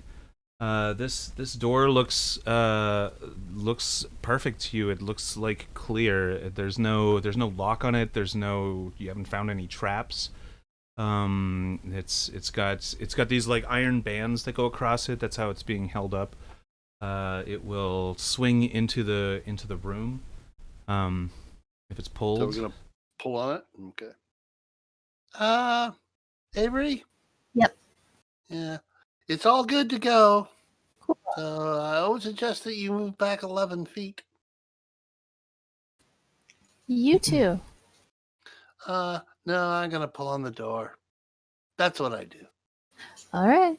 Uma pipes up and points at Brain and then points at Avery and says, "Don't touch door." All right, we told her not to. We shouldn't touch things. Right. We've checked out the door. It's okay. Little Okay, thumb don't up. touch door. Sorry. She copies you. Thumb up. Brain will try to pull open the door.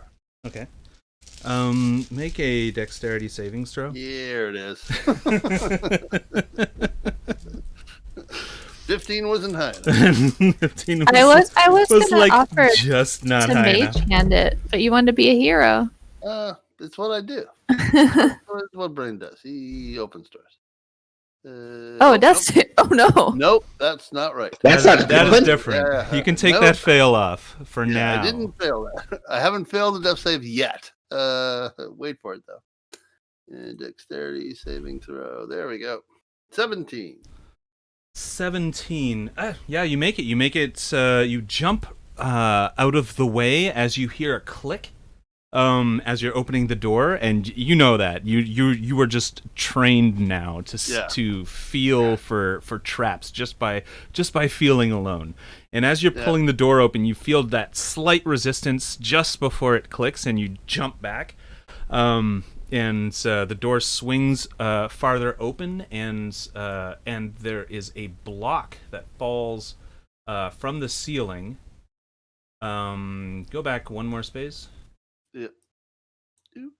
You've dodged pretty well, and it's falls to, like, the door opens all the way, and then you feel that resistance and click, and then this block comes from the ceiling. It was just like one of the pieces of masonry just goes bang, and smacks into the floor, and kind of because it's a slanted floor, it kind of shifts down towards you, and you're jumping out of the way of it. But you manage just barely, might I add. You manage to get out of the way. Maybe your foot gets a little pinched actually. Yeah. Not enough to Ow, cause ow. any damage, but Ow! But Ow! it suffers. Panda Oh my is a gosh. dick. Panda is a dick. Avery's gonna look at Brain Ow! and be like, "Next time, Mage Hand." Oh, balls! Uma points at the block and then points at Brain and go, door not okay. Yeah. You are correct. now it is not so because it slid out towards the room. You can see past it. I'm going to get rid of the little door barrier there, and you can see past it, and you can get past it. Yep. And I this will is look what you into see. it. You see a. I assume Spring is there, also looking down the hallway. What you can see is what is this? A 15-foot hallway terminating in just a dead end, and there is a passage off to the left that seems to go farther as well. Okay. I look both at Uma. I look at the other three and go, "Remind me next time, Mage Hand." You know, Yep. I tried. I was thinking of I Mage know. Hand right Uh-huh. when right when Avery said, "You know what? Okay." Mage hand. Problem is Brain's brain is attached to my brain. And Yeah, my brain no, that's forgot. true. Just remember next time to pat me on the head. Go, Mage Hand. So you I'm can looking at, definitely Luna. get by this. I'm going to move that to the map layer, so you Yeah. can climb over it easily. No checks required. I will Yeah. go. I will say, just wait here for a sec. I'll be right back. Oh, right. Gonna go scout. So yeah, I'm gonna go scout. I'm gonna get to about here, and I'm gonna do the hidey thing. Yep. My stealth roll just to see if I can tiptoe through. Yep. Oops. Button. Stealth. 18. Right. Okay. You feel Oh, very okay. hidden. As you Sorry? do that, you kind of duck behind the block, and some of your party members actually lose track of you. I will take I'll get down on the ground and I'll peek around the corner here. Yeah. Yeah. So you can move forwards, and what you see is a. Sorry, I said this was a. I'm getting the sort of the ranges wrong. I said it was a 15-foot hallway. It's a 25-foot hallway. This one that you're looking down is a 35-foot hallway. Oh, so it's longer. And because I can see 60 feet, is it a wall? It's a wall. Yeah, you see, it ends in the curious way that tunnels sort of just end on this floor in this dungeon. They kind of end in this hemisphere of masonry. Yeah. And I will perk up my little ears that I Yeah. have, and I will try to listen as best as I can to see if I can hear anything down either way. Right. If I can do perception. Yeah. Please do a perception check. Not great at this, but better than intelligence. 23. 23. So you're listening, and your party's kind of making too much noise. You've got your ears up, but you're pretty well trained to filter out noises and that kind of thing.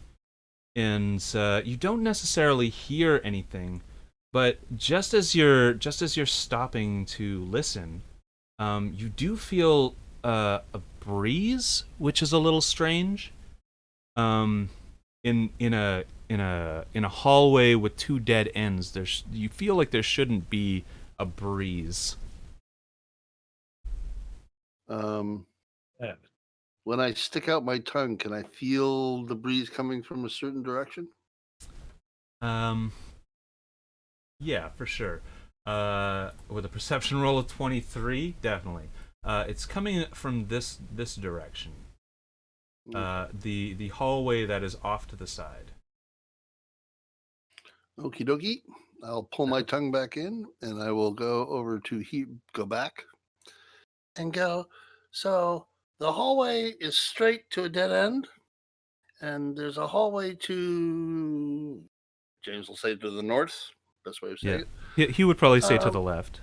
To the left, and but there seems to be a breeze coming from that direction, but yet it's a dead end hall. So maybe there's something down there. I'm not really sure. Sounds interesting. But there's no bad guys in any of the hallways, so maybe we can all go. Should we? Okay. Let's You were find going to out. say something, Lacey? Just curious about the other door is all. But we can check this hallway first. Yeah. Oh, right. Do we want to do the other door first? I think we should check the hallway first. Okay. All right.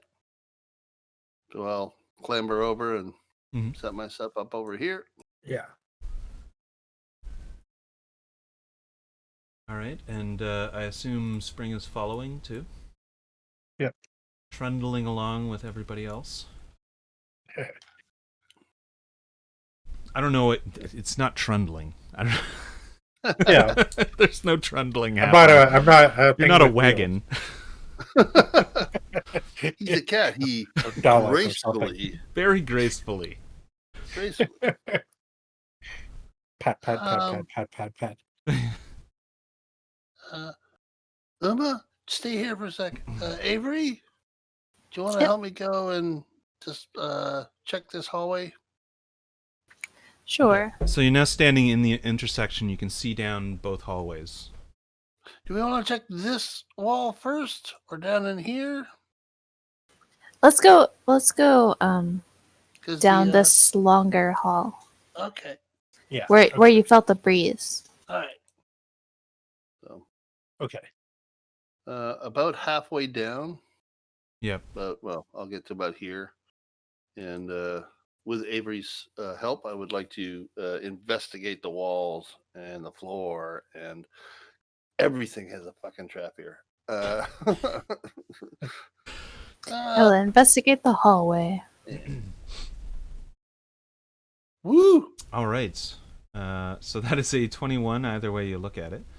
And you do find something strange.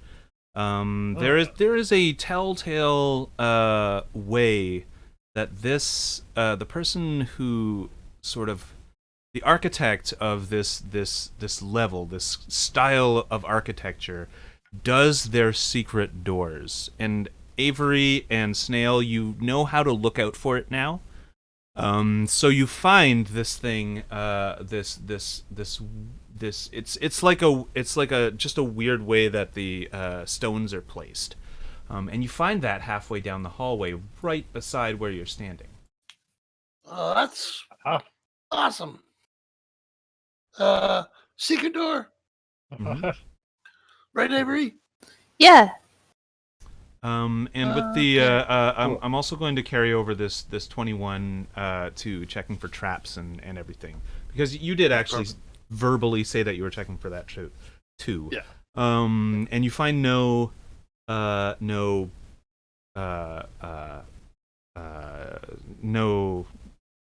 what am I trying to say? You find no traps. There's no evidence of traps. That's what I'm trying to say. Yeah. Okay. Avery? Regardless, I would like Brain to step back. Yeah, I'm gonna move over here. Yeah. Use that magical hand. And I will move just back a little bit, and I'll cast Mage Hand, and I'll Open the door. press on the door, the secret door. Okay. And it just opens. It just opens Oh yeah, every time you easily. use your mage hand, it doesn't blow up. But every See? time I touch it, Yeah, see how easy it is. So easy. All right. that's why you're the So, magic one, and you and, see Avery, you're looking in there. And Yeah, I what, came up to look in. yeah, what you see on the other side, you can see this kind of bookshelf token, right? That Yeah. bookshelf was actually moved aside as you opened the door. This side of the little secret passage and this side were connected, counterweighted, and the doors were connected. So when you push the door in, it slid to the side, and this bookcase, you don't have to climb over it, is what I'm saying. It also slides to the side. On the floor, you see there are geometric patterns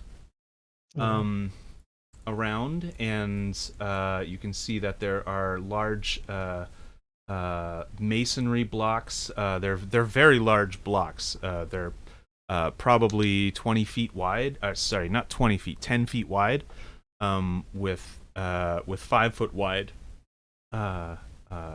accent blocks. They're brown and green. And a curious thing, the wall on the other side over here. Can you see that? Over here, Avery?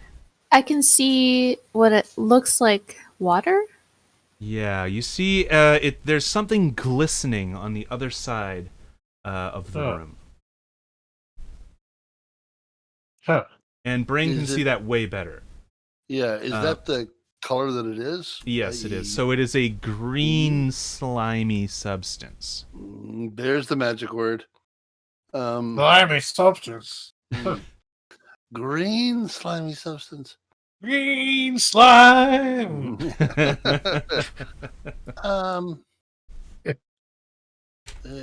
Yuma, I don't know why I'm yelling. You're standing right there. Just take a look down there. What do you think? Don't touch. Don't touch. I love Uma. Me too. But I wonder if there's something significant about these geometric patterns on the floor. Yuma. Brain sighs a little bit because he knows what he's about to have to do. Just stand back for a second. I'm gonna. So is this like up off the ground, the secret passage, or is it? Really No, not? it's more easily accessible than the last one you went through. Okay. You guys hang here for a second. And I'll look both at Avery and Yuma and I've forgotten the cat's name. Spring. Spring. Sorry, I should move him up a little bit so that you can see his name. I'm not going to touch anything, but I will be back. Okay. I will Mage hand. Before I touch anything, Yuma, mage hand. I will go here, and I will. What I'm going to do is stick my head in farther enough so that I can see the whole room, but not farther enough that there'll be problems. Right. Yeah. And as you're looking in, you see this area is actually lit up. There's 2 candles that are shedding a little bit of light. There's a chair beside it. The candles are lit and shedding light, but there's no one in the chair. You can see that you're standing beside the bookshelf that slid to the side. There's another bookshelf. Sort of standing. Yeah, I'm standing here, but I'm sort of sticking my head in to look around. Yeah, for sure. These geometric patterns are engraved and colored. So they're sort of engraved and then painted over into the wall and floor of the walls that you see of the sort of west and south wall. You see that there is some scribbling over here, obviously engraved into the over top of the painted geometry. There is a suit of armor over here, and given your experience with the suit of armor, like a few minutes ago, that's probably a warning sign to you. And this side is on this side there is a The wall is covered in slime. It goes up about I guess it goes up about 15 feet, and there's just this big splotch of slime, and it spills out onto the floor. And it's not thick, right? It's not like super thick or anything. Like you've seen slimes and ochres and stuff before, right? As a question. Yeah. I probably would have. For the mere fact that I've sort of lived in caves and all those sort of things. Well, make a nature check. Done. This will not. Sorry, did you say that you think you would have? Well, I mean, being a goblin living in sort of caves and dungeons and this is a place where slimes hang out. So make it with advantage. There could be, yeah. Okay. And that's for Brain. Nature. There we are. Advantage 8. Okay. 8 or 0. You're not really able to tell make heads nor tails of this, especially because it has no head and no tail. So that's unfortunate. Yes. But yeah, that's what this is, and you can see just on the wall on the right over here. There's a bit of a recess there. There might be a door there or a hallway or something like that. Yep. Rand, do you see anything? Yeah. So, before I do that, these weird shards that are on the floor here. Yeah, they're engravings. Okay. Are they on the wall or on the floor as well? They're also on the wall, and they're painted white and blue. Or they would have been painted white and blue when they were fresh. You can tell that there's like this faded white, and the blue is also faded, but possibly it was like a bright blue and white at some point. But there's also some writing, right? Yes, there is. So, 2 bookcases. You remember the armor that we just dealt with? There's another suit of armor in the corner. Not with all the spikes, but the suit of armor over there. We know how this dungeon is. Okay. Man, that's such a dick. To answer Spring's unspoken question, the writing is right beside the armor, so I don't think Brain wanted to go and check it out. Mm-mm. Check it out. Okay. Brain is not going into the room yet.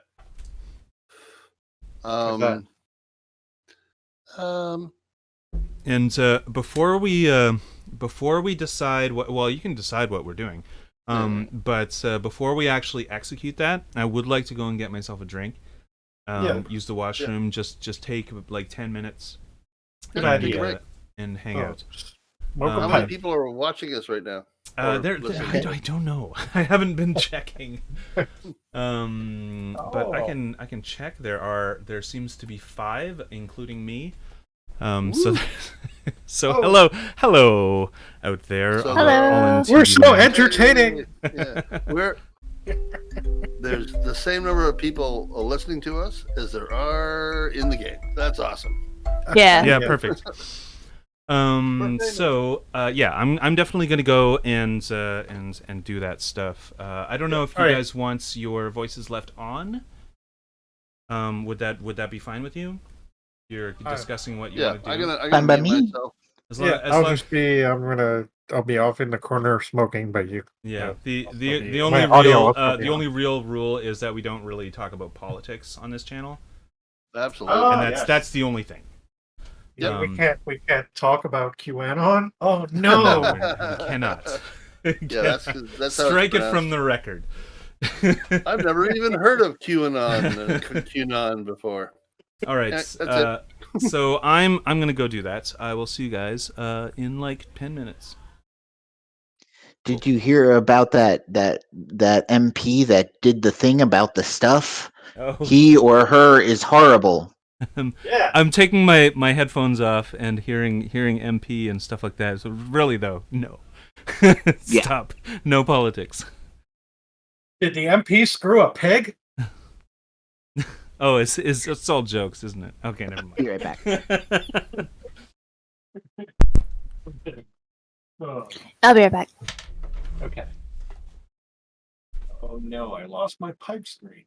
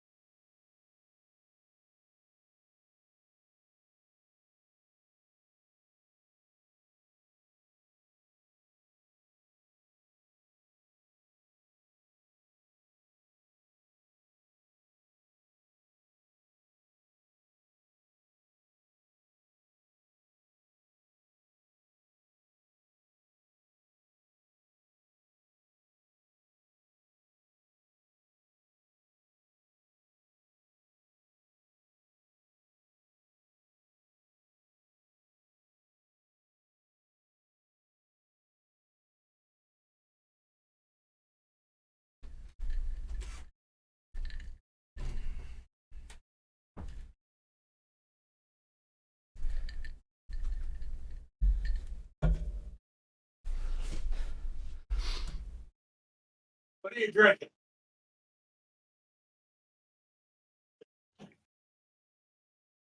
I'm back. Hello, I am also back. Somebody's got a drink. I can hear it. Oh yes, that is me. What are you drinking? I've got some fruit punch and like watered down fruit punch, like half and half, with some ice and gin. Gin. Excellent. Yep. I have That's Bombay Sapphire.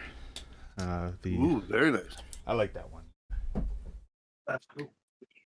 I have a cider. Nice. Which one? It's the Liberty Village Extra Dry Cider. That sounds like a Toronto one. I've missed good cider. I think I've had Liberty Village cider. Is that It's very Toronto? Yeah. Cool. Yeah. Yeah. Many of us are from Toronto. Yes. Lacey, James, JM, and I are all from Toronto. Amy's from. Ooh, where is it again? All over the place in the All- States. America. Yeah, America. America! The one place that is America. The United States! Yep. I'm having a virgin Coke Zero and rum. A virgin Ooh. Coke Zero. That's like extra virgin. It doesn't even have So, all the calories. Coke in it. Zero, yeah.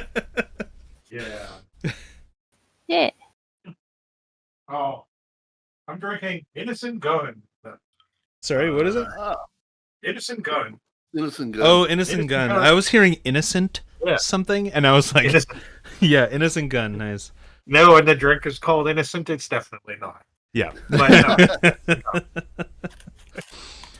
And I like Innocent Gun. I have to kind of be in the mood for it because they do have those like Scotch barrel aged ones and that kind of thing. Right. You don't want to drink too many. It's just kind of like after a while, the taste is like it sort of hangs around in your mouth. But Yeah. like when you have the first one, it's the best thing ever. Yeah. So Yeah, for sure. yeah.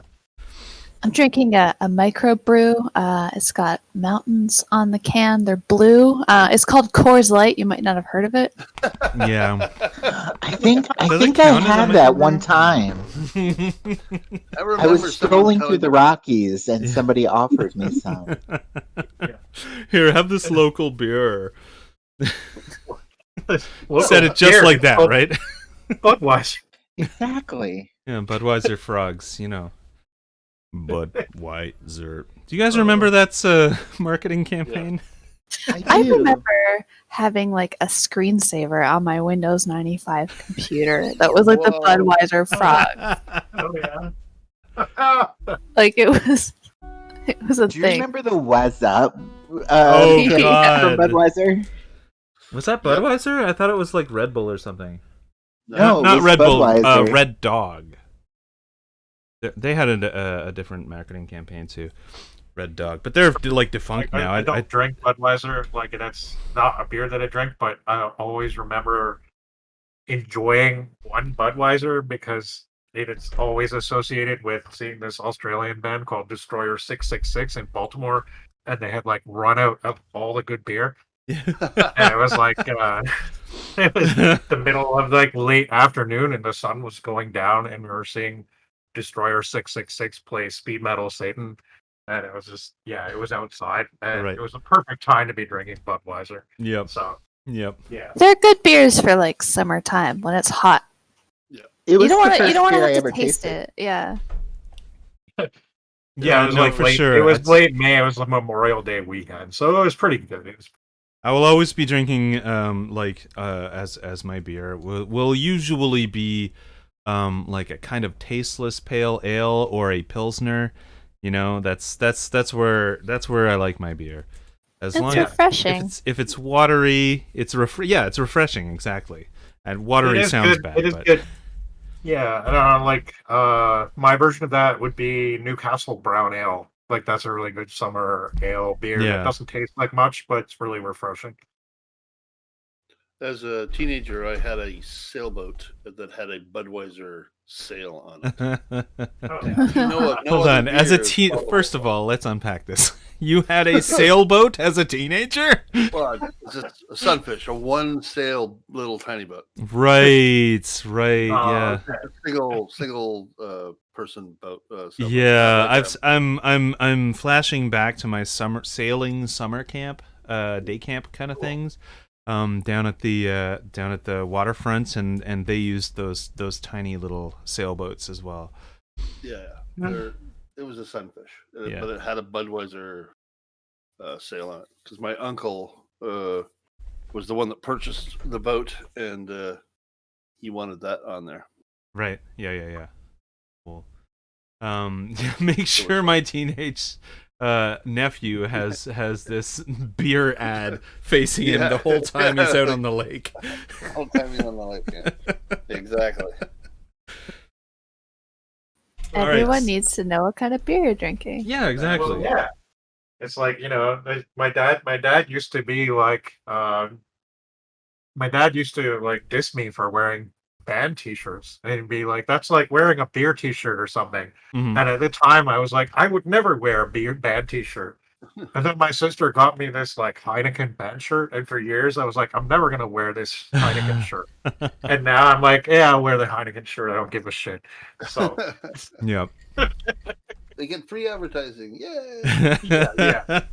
Walking billboards. I mean, free. It's like negative free. It's like you're paying them to advertise. Yeah, you paid them to advertise their product. Yeah. Don't you feel great about yourself? Yeah. Man, if I had a company, I wouldn't make people pay for my t-shirts. I would be like, here, have them.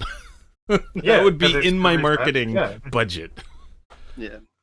But in order for that to work, you would also want to have like a really good thing on like an awesome slogan or the most amazing picture that everybody would look at. Yeah. Yeah. Hashtag Yeah, for sure. Panda's a dick. Yeah, no, you know what? That's true. I never said Panda was a nice guy. No. He started off by like basically insulting you. So Yeah, exactly. I'm telling you. And for anyone watching, if you don't know this whole it's a tiny little micro setting. We're in hell, right? So we've died and we've gone to hell, but it's not fire and brimstone. It's not Dante's Inferno. It is an idyllic landscape, a little bit kind of based on the Kung Fu Panda, China, and Panda is the magistrate of hell, and he's the one who meets everyone at the gates, at the cliff where everyone materializes, and he's like a little bit kind of condescending and patronizing, that kind of thing. So A little? He's the master of Pandaminium. Yeah, Pandaminium. Pandaminium. A little condescending, like when you're about to be hit by a wave and you say you might feel a small bit of moisture. Yeah, exactly. I'm reminded of this meme where there's a beachgoer and they're kind of casually looking out at the beach, and it's like a 20-foot wave in front of them. Yeah. Whoa. Anyways, I think we're all back. We've been back talking about beer, and you have looked into this room. I don't know if you said it, but I certainly described. I think the only thing that you missed was the chair and the candelabra beside it, shedding some light. And everything else you got. You don't know anything about the slime though, so. Even though Avery's standing right beside me. Avery! Yes, Brain. Mage Hand. I cast Mage Hand. Go. What do I do? It hovers Go around. poke around in there for a minute. Go touch stuff. Okay. Use a Mage Hand touching stuff. Sorry, I said use it again. I apologize. Yuma. Yeah. Touching things with a Mage Hand. Okay. Man, I feel You don't touch things. like if Spring had Mage Hand, he would probably be knocking everything off everything. Yeah, probably. Aw. That's why we know the world is not flat. Ooh, what's this? Cats with Mage Hand's too powerful. Yeah. Not good. Yeah. They are disallowed in my campaign settings. All right. Have you heard that joke? there's a guy that does debunking of flat Earth, and his like 1 through 10, and the 10 is, if it was a flat Earth, cats would have knocked everything off the edges by now. I think I've seen the product of that in meme form. Yeah. And it was just like a little picture of the flat Earth and a cat on top of it, filling the whole thing up with its paw out as if it's knocking something over. Knocking stuff over. Yeah. That seems This like looks like a where fun like playground. Stephen Hawking might go at the end of one of his dissertations or something. Yeah. It was so good because the first 9 are like really very obvious scientific sort of stuff, and it's really well done. And then the 10th one is that. I thought it was hilarious. Really brilliant way to end it. All right, so Avery, I don't know if you've peeked in yet. You can totally peek in without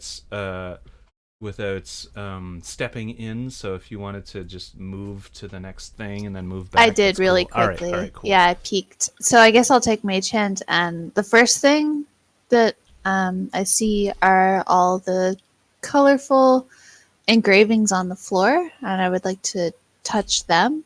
Like, and you read the the closest writing? ones to me. Is the writing on the other side of the room? The writing is about 8 feet away from you and flush to the wall. So you can tell that there is writing, but it's really hard to see from here. Okay, so first I'll start by touching the strange geometric shapes with my Mage Hand. The geometric shapes. Can you feel with your Mage Hand? I don't think so. I don't think it's so. just right? like a hand. You can just apply 10 pounds of pressure or something. But it's not like you can feel it on your hand or something. No, it doesn't say so. I assume not. Right. Yeah.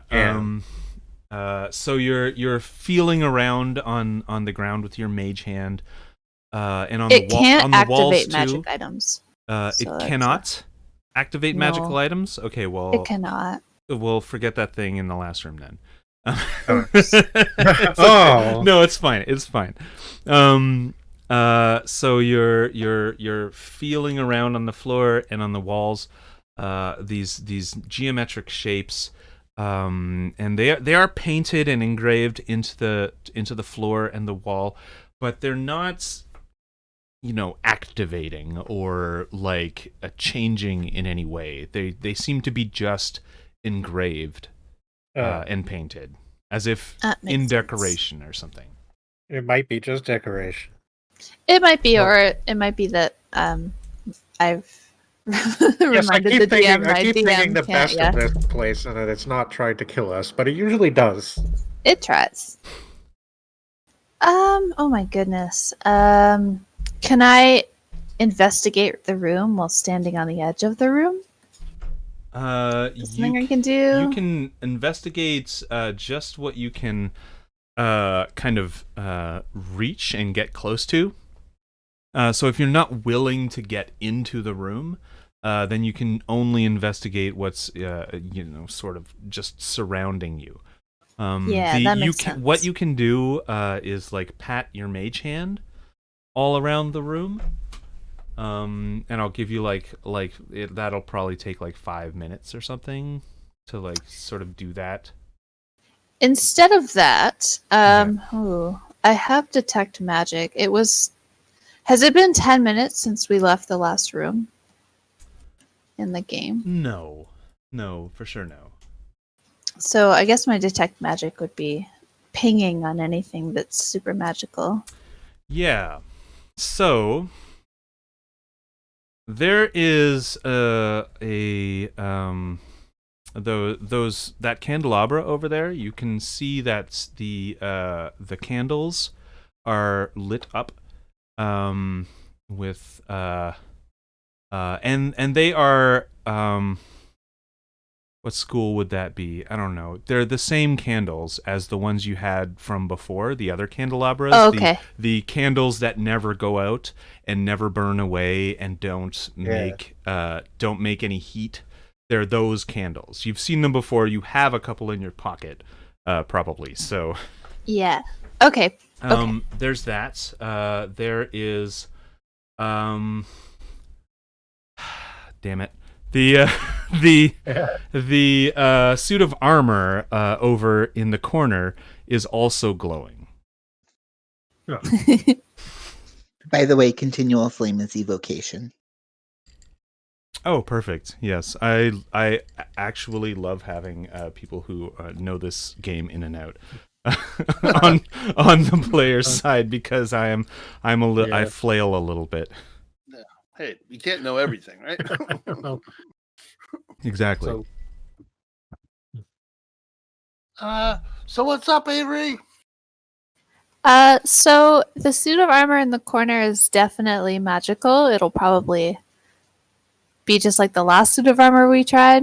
And the candles over there they burn forever, just like the candles that we have in our pockets. One more thing. From the candelabra. One more thing. Yes. There is a small spot on the underneath the slime that is glowing as well. It looks like it's about probably 3 inches wide by 3 inches tall, but you can't necessarily see what it is. Like a small spot, right? But it's pinging magically. There's something in the slime, but I'm not sure what it is. All right. But the slime itself is not pinging. Okay. Not magical slime. Okay. No, something inside of it. All right. Shall we deal with the suit of armor first? Yeah, I probably. think that might be a good idea. Is Uma here? Yeah. Oh, okay. I haven't heard anything from you for a while, so it's just I'm standing like right there, dude. She was told to wait, so she's just waiting. Aw. Oh yeah, there's text in the room, isn't there? Yeah. Do we all want to sort of tippy toe in, like? So, Yeah, I don't want to go first. I will though. I'll be brave. All right. Be brave. I can go first. Okay, Uma can go first. Uma's big and strong. Whoever wants to run and strike the fastest and hardest should go first. It's not standing up though, is it? It is standing up. It is in a fairly classical display position. It's got a I guess I want to say it's got a sword that it's holding in front of it that is reaching all the way to the ground, but I don't want to give it a sword, so it doesn't have that. You don't want to. But it's in a very classical kind of display position. Yeah, it's like a ceremonial suit of armor in a castle or something. Right. Yeah. So there's that. And it's also about 20 feet on the extreme left when you just enter in. Where it's this here? Yeah, it's that. Okay, Uma will see it, and remembering the last one in her wound, she will immediately charge. Okay. And attack. For sure. I got your back. It'd be hilarious if it's just a suit of armor. Bonk. It just shatters really into pieces. So it does have all of these super edgy spikes on it. No, let's make this one a little bit more austere. It's like it's more Art Deco. It's very vertical. Nice.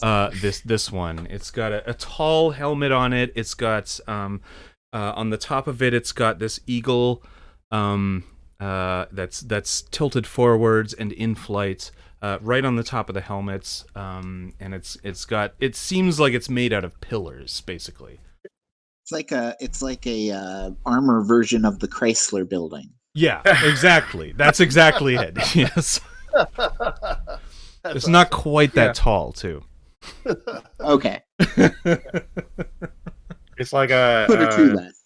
All right. So I'm gonna say make your attack with advantage because Okay. it's not moving. You've just charged into it, right? 8. With advantage, 18. That will hit it. Oh yeah. Bonk, and it 6 damage. begins reacting as you hit it. So, what is happening to my? There we go. That is just doing math in my head. Okay, so now, hold on, don't roll any initiative yet. I want to clear this first. How the hell do I clear this? Move clear list. Confirm, yes. Perfect. All right, now I would like everyone to roll initiative, please. We've gotten one. Oh yes, catchphrase here. That is the catchphrase she's known for. Yeah, catchphrase here. Catchphrase. You see this right here? Catchphrase. Love to roll a 1. It's the catchphrase. Woo! Okay. And I'm gonna roll. I assume you were. I don't know if you were the last to go in, Spring. But everyone seems to be crowding in. Just let me know where you would have been in the marching order to do this. Okay. Oh. Would you have been right behind Uma, or right behind Brain, or right behind Avery? That's the order they're in now. Yeah. Okay. I So. think if you'd met me, though, I would have been right behind Uma because I got her back. Right. Okay. So you would have charged with her. No, I would have as she charges up, I sort of move into the room. Right. Okay. And And I'm sort of so- between the rooms. I'm sort of like yeah, kind of you're behind in the Brain. So if you corridor. want to be in front of or behind me, that's up to you. Okay. It doesn't matter to me. I can be behind you. I guess. Right. You're behind in the Avery. back. And You're right in the back, ready for anything in case any animated armors come crashing from behind. yeah. So And, I roll. So roll initiative with a +2 modifier. Yeah, please. All right. So 17. 17, perfect, awesome. I'm going to bring up your character sheets and just throw a throwaway initiative, and you get 17. Perfect. Gonna need the armors initiative. Here we go. And that was what? Why didn't it add it? Why did it not add it? 'Cause I think you did that initiative was for It didn't add.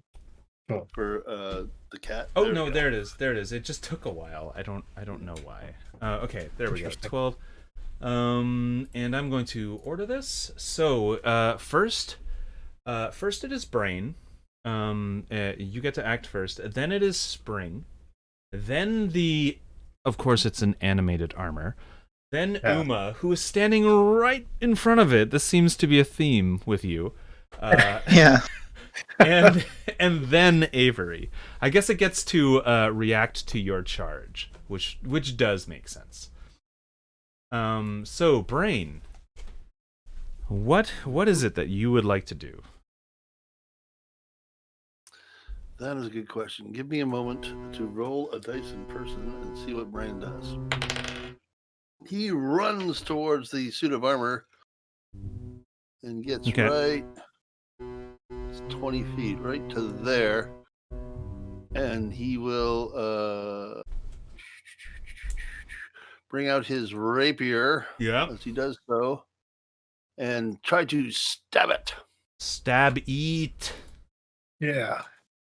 19. Yes, that hits. Excellent. So I also get, because I've got my rapier out, I do believe, oh no, this is not, no, this is the wrong character. And never mind. Okay. But I do get my sneak attack though, so. Yep.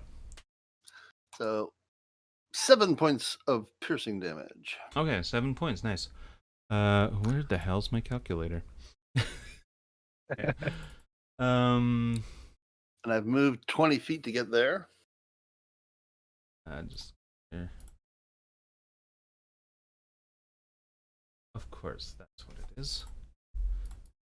And I will bonus action disengage and move there. Perfect. All right. That's frees up that spot for anyone brave enough to rush in and start whacking it. Against this this animated armor. Which Spring, you are up. And I'm just gonna measure your distance from it. Okay. You are. Yes, you can definitely get there with your normal movement.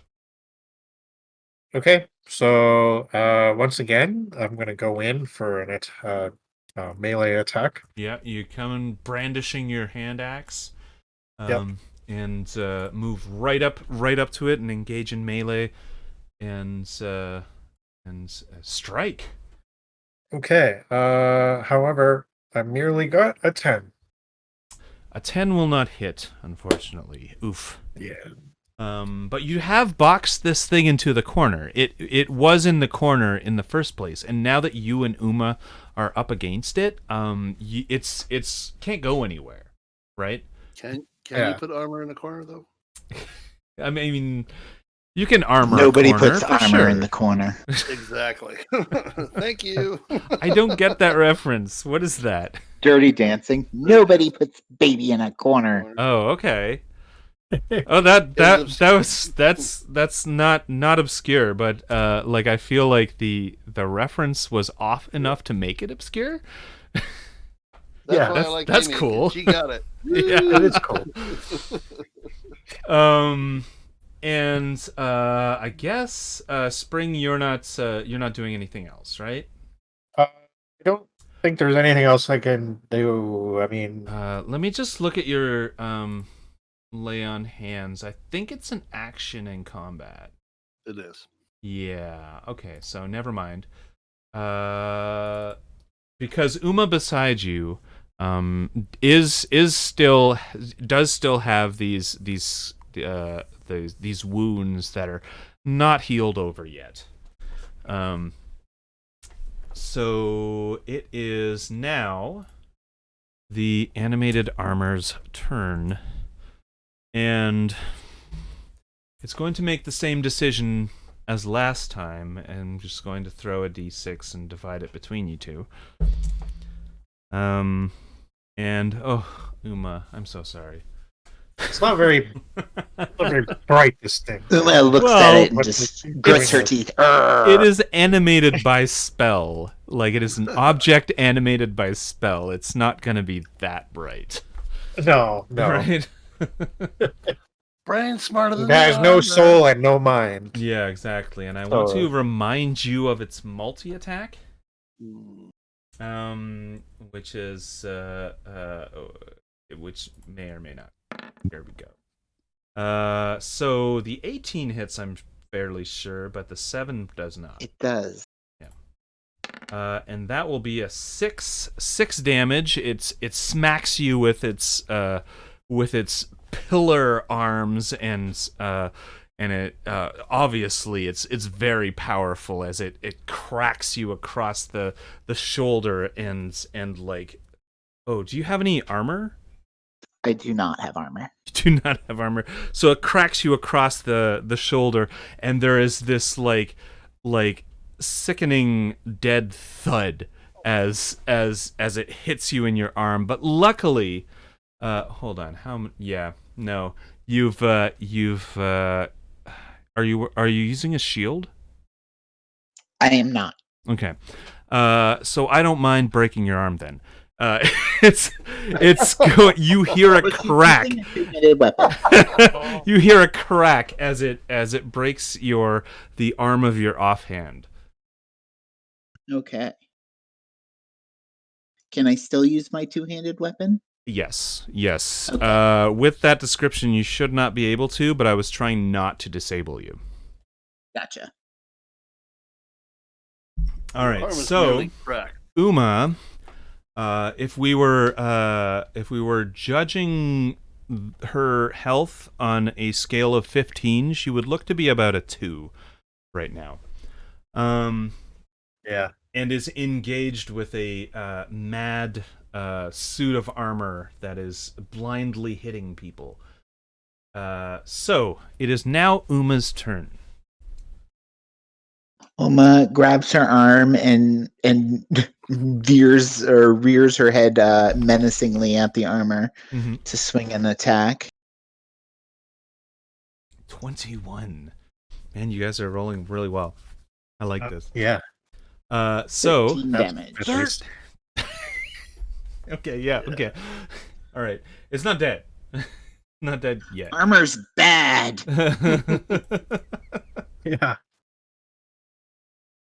All right. So that was with a great axe. So you definitely cleave into its armor. The last one you cleaved into its spring actually cleaved into its top. So you can decide where you're hitting this thing. I hit it in its arm. In its arm. Yes. Perfect. Arm for an arm. Right. For an arm. Arm God for an damn it. arm. Yep. And all right. Do you move or anything? No, she stays right there. Yeah, you might die if you move. If you try to move away from this thing, it might hit you and you might die. So, unless you have anything else, it is Avery's turn. That's my turn, yes. Okay.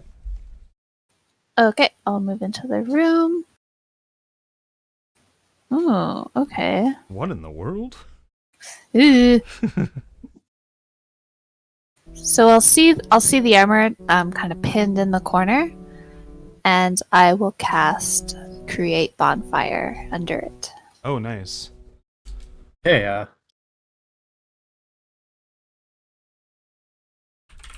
That was the wrong thing.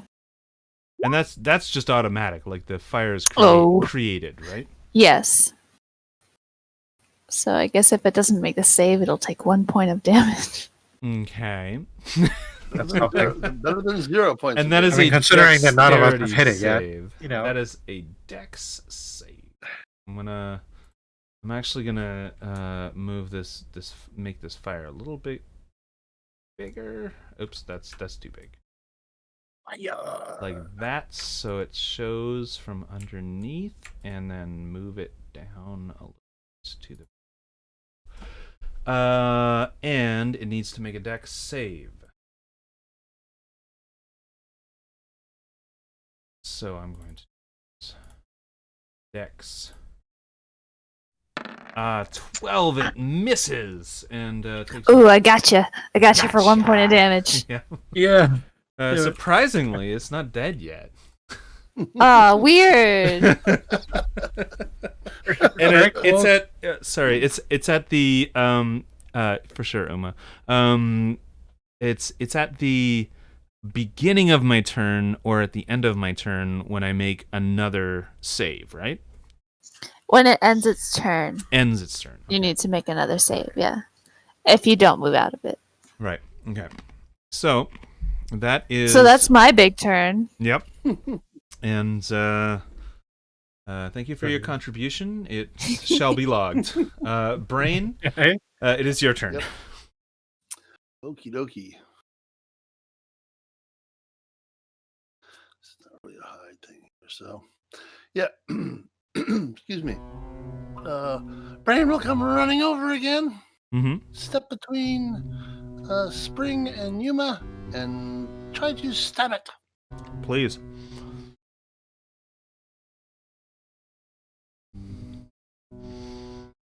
Stab it. 10 does not hit. No, it does not. Stupid armor. And then I will disengage again, and I will move in behind Yuza. Sorry. Gosh, Uma. Yuma. Yep. Uma. My God. Like Kill Bill. Uma Thurman. Yeah, I know. Yeah. This will be an easy name to remember, I say to myself in my head, and then constantly use the wrong name. So go ahead. That's my turn. All right. It is Spring's turn now. You are standing in front of a bonfire, and within that bonfire is standing in a suit of armor, which is trying to kill Uma. All right. Well, And Uma is very, very hurt. okay. So I'm going to I'm still wielding my axe. Mm-hmm. So I guess I'm going to use that. Mm-hmm.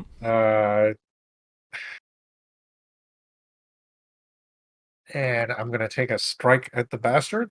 Yep. We'll see how I roll before I decide what to do exactly. But Yeah. um, You got a 4 modifier on that. yeah. Okay. So I roll with a modifier of 18. An 18 hits. And so I again step in quick and try to avoid its its blows. Mm-hmm. And I aim for the top, like sort of the head neck area, and again take a swing for it and with all my might, Mm-hmm. and try to sever some possibly vital connection. Right, cool. How much damage does it do? Damage. You've got a D6 plus 2. All right. Okay.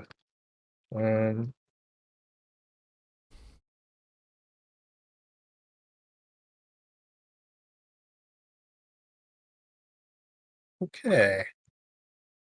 7. You hit your vital connection. And describe how this thing dies.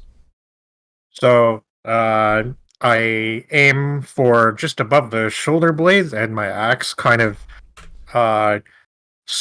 hits with this really loud clang, and there's sparks coming off of it, and the something sort of snaps in the joints of the armor, Mm-hmm. and the head just sort of flops over, and the whole thing sort of starts to collapse a little bit.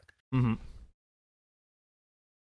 All right. And as it's collapsing, it collapses all the way to the floor because it has died. So you hit it on the neck and it kind of like flopped over, or was it a different part of the body?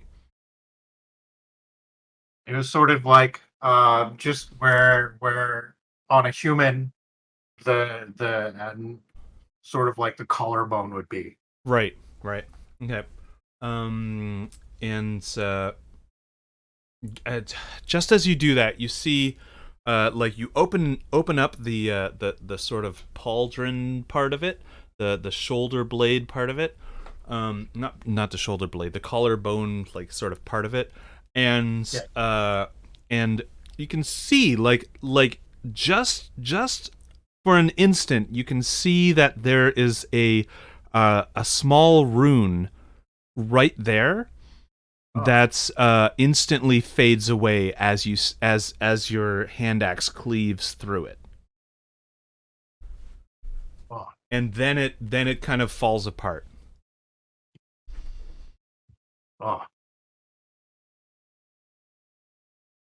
And it falls into the fire, and it gets real hot.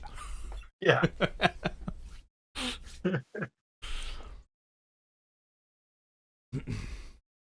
Now, Spring, I know you're not a magic user or anything. Do you feel like your people would have any use of magical runes in their daily lives or anything? Maybe. Maybe like they're sort of like forest tabaxi, I think. So Right. maybe something to do with nature or something to do with the trees. Right. So since there are some basic magical runes that you would know, I want you to roll a nature check, but with disadvantage. Okay. Uh, What exactly is a nature check? It's is in your list of skills. There's one called nature. And for you, it looks like there is a 0 modifier. So it's just Okay. a straight d20 roll. All right.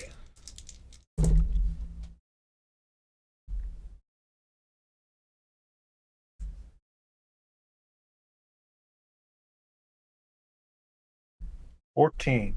14. You don't know what the rune was that you just saw. Maybe you do know, but it flashed by too quickly for you to kind of register it. But you recognized it as an arcane rune that your people would may use at some point. Huh. And the animated armor is dead. Let me just roll a couple of things. There is, first of all, 50 XP for you all. 200 XP divided by 4 equals 50 XP. Oh, and I forgot to add that to Springs last time. So I'm gonna 100 XP now. do that. You already had 116, so now you have 216. You need 300, I believe, to get to the second level. You're Nice. getting close. And oh yeah, I rolled these. And that's 10 light shards. And Uma, I don't know if I've totally explained light shards to you, or did I even send you the introduction? You did, yeah. Few So I know paragraphs? that Yeah, okay. they're used to. I forget because you sent it to me like a week and a half ago. Right. They are remind used. me. I'll remind you. They are used. First of all, their main use is to basically there are components in the item you need to ascend through hell, right? Your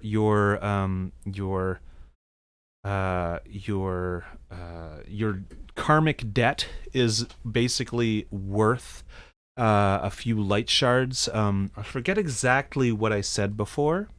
I think it was I wanted to keep it easy, so I said 250. Okay. Just because I'm still kind of this setting is still kind of in beta and everything, right? So I want people getting through it quickly, and then later on I can increase the amounts needed.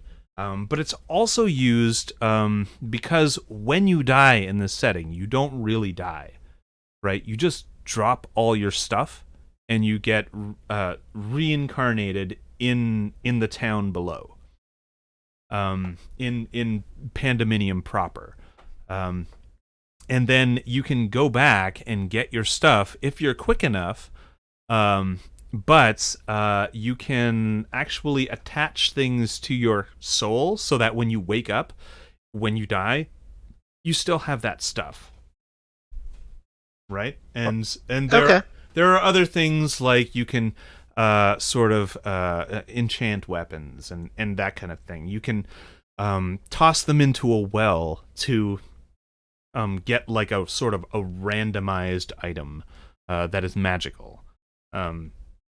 This kind of thing. So they're useful in other ways, but their main use is to lift you out of hell. Gotcha.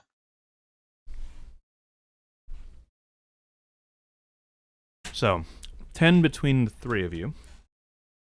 Well, since Brain was so nice to give me a couple extra last time, I will be one of the people that only takes the 2.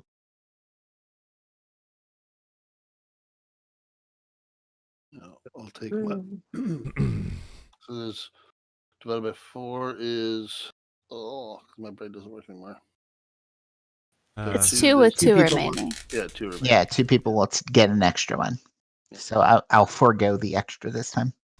I'll just take 2. I mean, didn't you deliver a blow to this? So I don't know. You don't have to forgo. Well, I've already got I got lots of shards. I'm like over 60 shards in my pocket here. Hey, well, I've got 65 shards right now. So I'm not sure how many everybody else has, but I got lots. I have 8. What do you have, Avery? At 55. Yeah, you can take mine too. Yeah. Let's give them all to Uma. The extra ones to Uma. Oh, thank you. oh, Uma and Spring should take the extra ones for sure. Because they, yeah. So okay, everyone- okay. So we'll take 3 each, and yeah, okay, fun. Let's do that.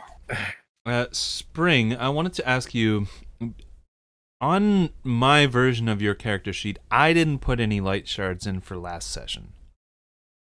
Which I think is a Okay, mistake, probably. I'm not sure. I don't think in last session we actually Yeah, we wandered through a bunch of think he's traps right, and stuff. yeah. Right? Yeah, we wandered I don't know if around. we We didn't fought really fight anything. anything. Yeah. Okay. All right. So But to That be would honest, I'm not totally sure. I tried to sort of write down each time I got shards, but I'm not sure now what my total is. right. Uh, I'm saying I've got 6 right now. I feel like maybe there should have been something last session. Like I feel like there was probably a remember battle this- last session. No, I remember specifically that there wasn't any because Right. you said Yeah. at That's the right. end you went, "Oh, I'm really." But the sorry, one I before didn't that, get there started." definitely was. Right. Yeah. The one before that. And you the one remember before that, that. right? You were I- there for that.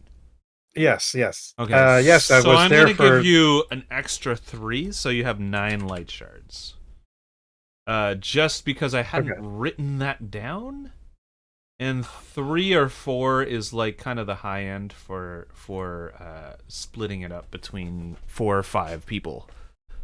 Yeah. Okay. So 6 plus 3 is 9. Because you're looking after 50 things at once, why couldn't you get this one extra thing? I mean, I don't understand.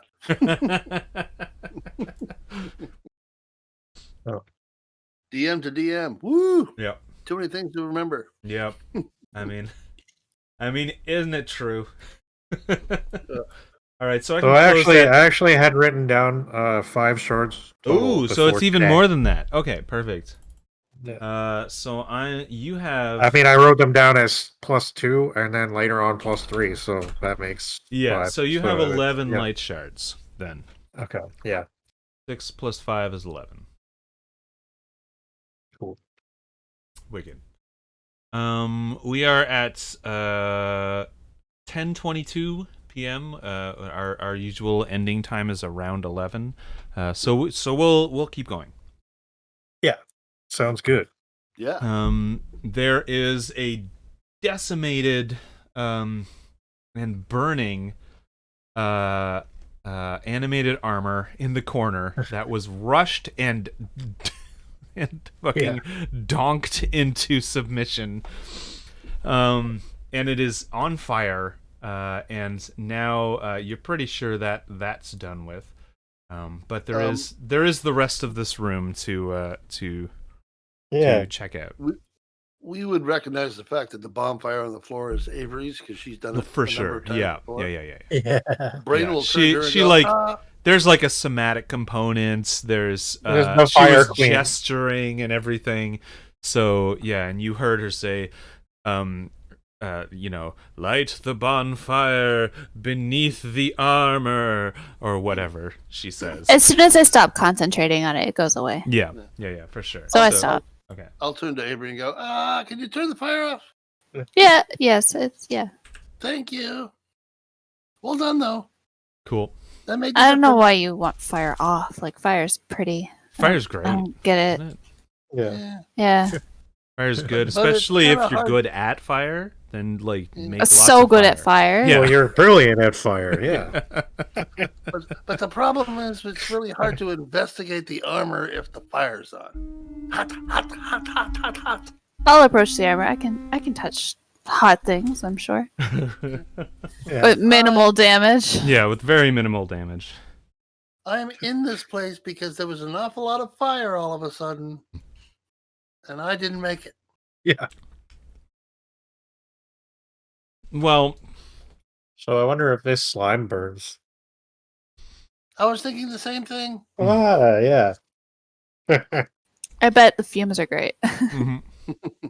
So Spring's like kind of interested in the slime, kind of half. Now like that we're over the slime here, is like actually on like kitty corner on the rim. I know it's weird to say kitty corner in a kitty corner, of course, in a spherical room. It's not, nothing is kitty corner, but it's on the opposite side of the room. can we read the beside text a door on the there? thing? Sorry. Oh yeah, the text you can definitely read. The text. Oh, yeah, good. The text says, "The wolves of Catharbar looted this place. This obviously not looted room. This room where there is two bookshelves that are full, a chair and a candelabra to read by, and a suit of armor." Man, what was in here before? Yeah, no. We Yeah, missed well. out on the good stuff.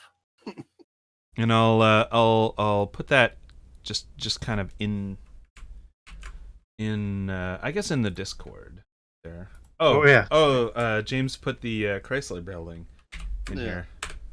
Nice. Art. That's That's cool. what the animated armor looked like. The Art Deco. Yeah, of it. for sure. Like that's what his helmet looked like. Okay, yeah. Yeah, definitely. That's cool. Thanks for dropping that image in the Discord. No worries. Nice. Nice. Yeah, I'd forgotten what Art Deco was, so I had to quickly look it up. Right. Yeah, no. I will never forget what Art Deco looks like. I want a room when I have a house that is Art Deco. Yeah. My dad Yeah. designed the old house that he lived in, kind of in semi-Art Deco style. Oh, But that's cool. Yeah, like yeah, like Like in the- reminiscent on the main- of it. Yeah, I love Art Deco. yeah. But he doesn't live there anymore, so he had to give up the house. But yeah, let's check out the bookshelf. Yeah, for sure. The one of the bookshelves is obviously on a mechanism that allowed you into the room. It came like apart from the wall and slid to the side, and it is just sitting there on this sliding mechanism. The other one seems to be it's just on a platform on this curved wall, and they definitely have. There's a bunch of books on them. If you wanna, do you want to take the time to go through the books and everything? I kind of would. I don't know if yeah. that's okay. Cool. Anyone Okay. anyone who is looking through the books, roll a d6 and roll a 1 to find something interesting. I think that Avery and I should look through the books. Cool. Okay. You mean those papery things all bound with twine? Yeah, they're yours. Uma just slumps against the corner and goes, I am Poor, ouch. poor Uma. So Avery has rolled Aw. a 2 and then said boo. So it's mostly Avery has mostly found fiction, which does not really suit her her worldview. I don't know if you really It's- read a whole lot of fiction. It's all Ayn Rand books. Oh, the Oh worst. gosh. Burn No them, time burn for them up. fiction. But sorry, did you say you're not one for fiction? No time for fiction. No time for fiction. So yeah, it's No. mostly fiction, and you're like, yeah, this one. Like I've heard of this author, but it's also fiction, and so you're like opening the books and making sure there's no like dialogue or something that's indicative of fiction. The Two Towers. But it's no all quotation marks it's all about just it. fiction. So Sex scene. It's all romance murder. novels. Yep, it's all Harlequin novels. But Spring, roll a 1 to find out if you like Harlequin novels. Well, wait. What do you mean a 1? Roll a d6. Okay. And if you roll a 1, you find something interesting. And since we've Oh, established, shit. I rolled a. Yeah, that I rolled. Sorry, go ahead. I rolled a 3. Okay, so you're not necessarily interested in Harlequin novels either. Yeah. It's a mix between Harlequin novels and objectivist rants. Yeah. Yeah. So It's like neither of you have found anything that you like on these Atlas bookshelves. shrugged and took his clothes off. Yeah. And you know what? I should have done this last time. But since there are 2 bookshelves, you both should get 2 rolls on it. Right? That makes sense. Because bookshelves are pretty big. Yeah. Okay, so roll. Avery's rolled a 4, which, looking at the other bookshelf, it's much more of the same.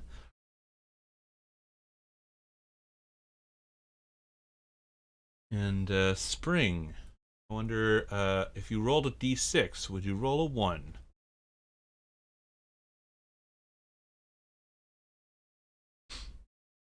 Is your roller giving you trouble again?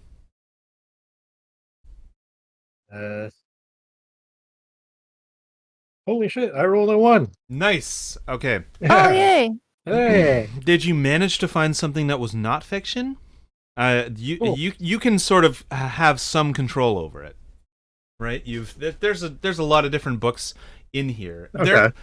I'm gonna say they're all fiction, but whatever you found is of interest to you and of use to your character. Yeah, okay. So it's a figurative rendering of the morals of an ancient civilization. Okay.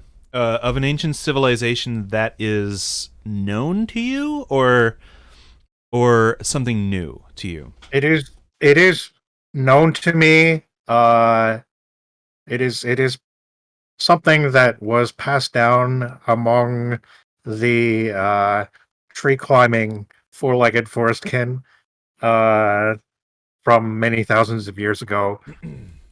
And it's something that I remember my my elders telling tales about. Right. Okay. I'm going to put in the Discord so that I remember.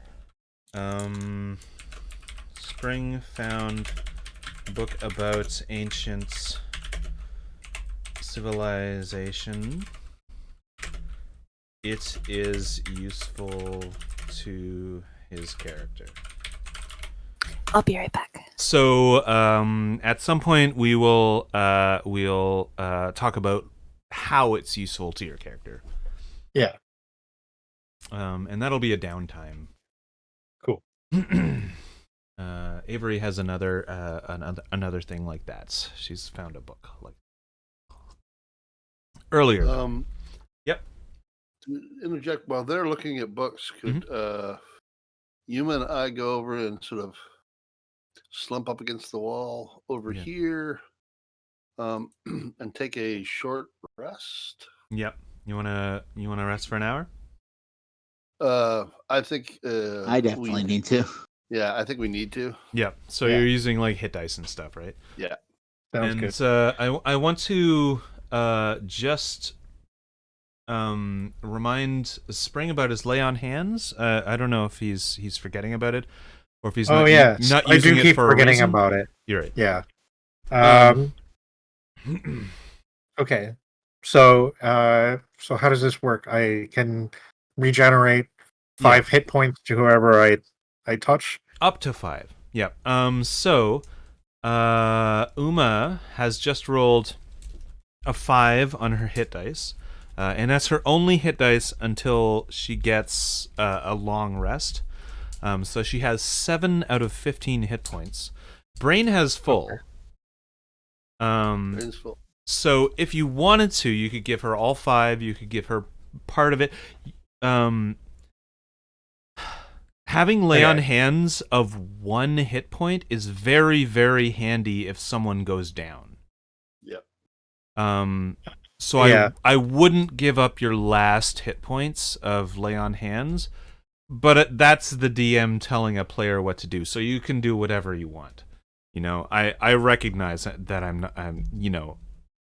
not your character, and you can control. So it's good to to when obviously I can't do that too often. Is it next level or next long rest? It's next Long rest.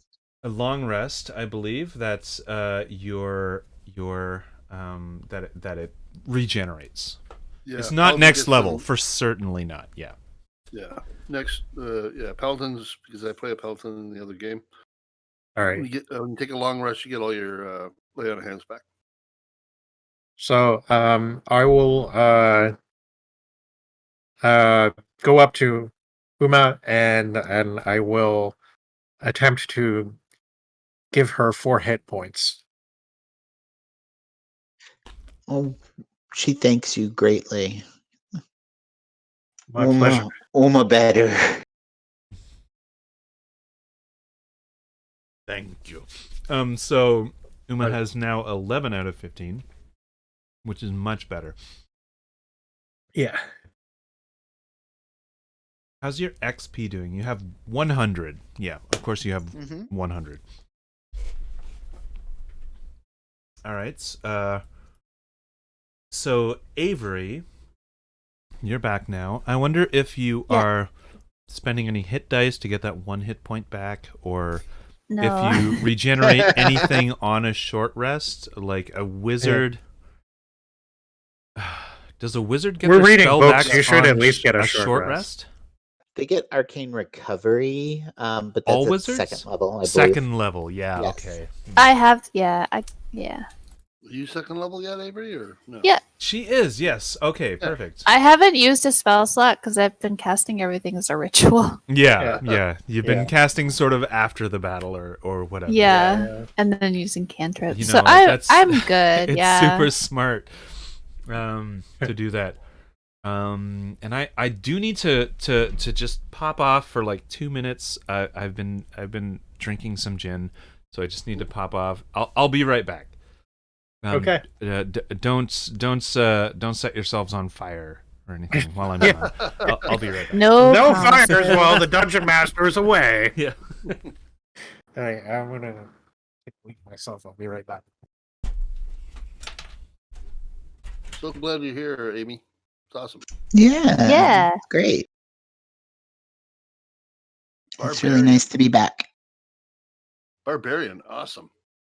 Yeah, this is actually my first barbarian. Well, that's not true. I I subbed in for a player during a Lost Mines of Fandelver campaign for 1 session because they missed. So I played their barbarian, but other than that, this is my first barbarian.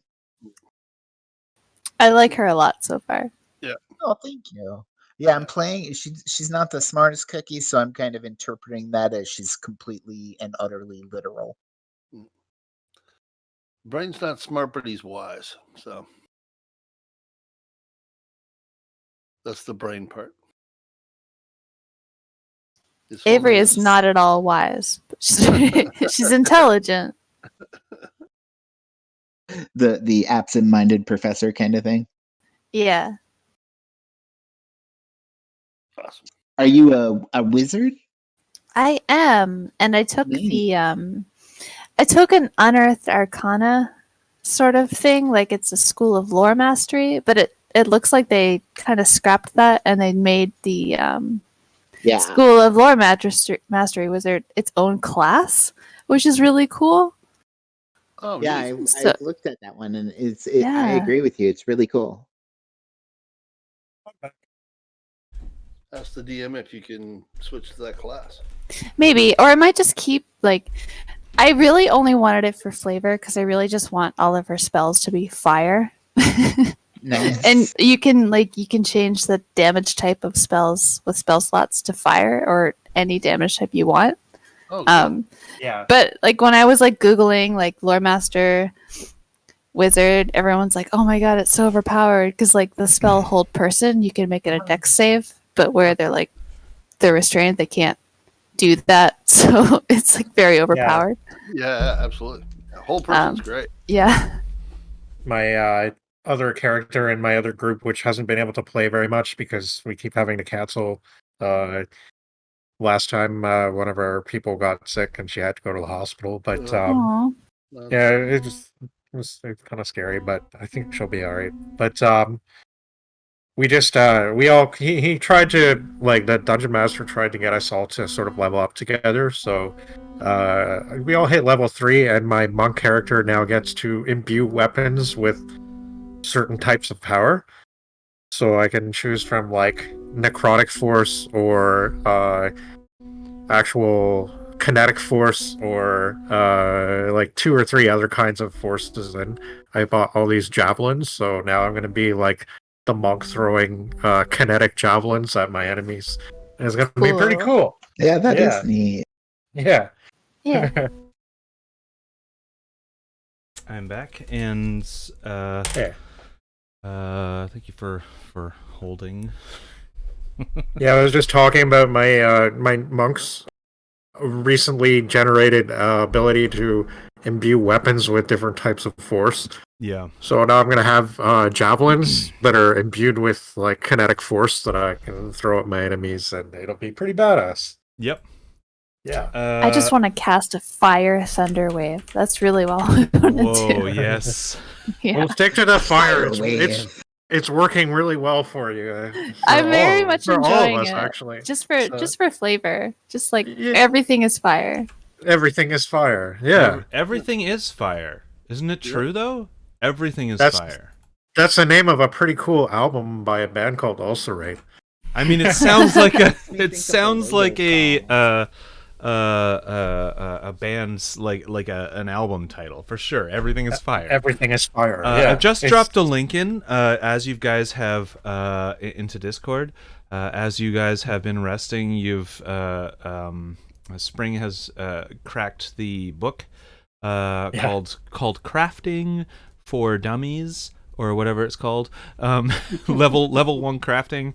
And I've dropped a link into my what I'm calling quick crafting sketch weapons only.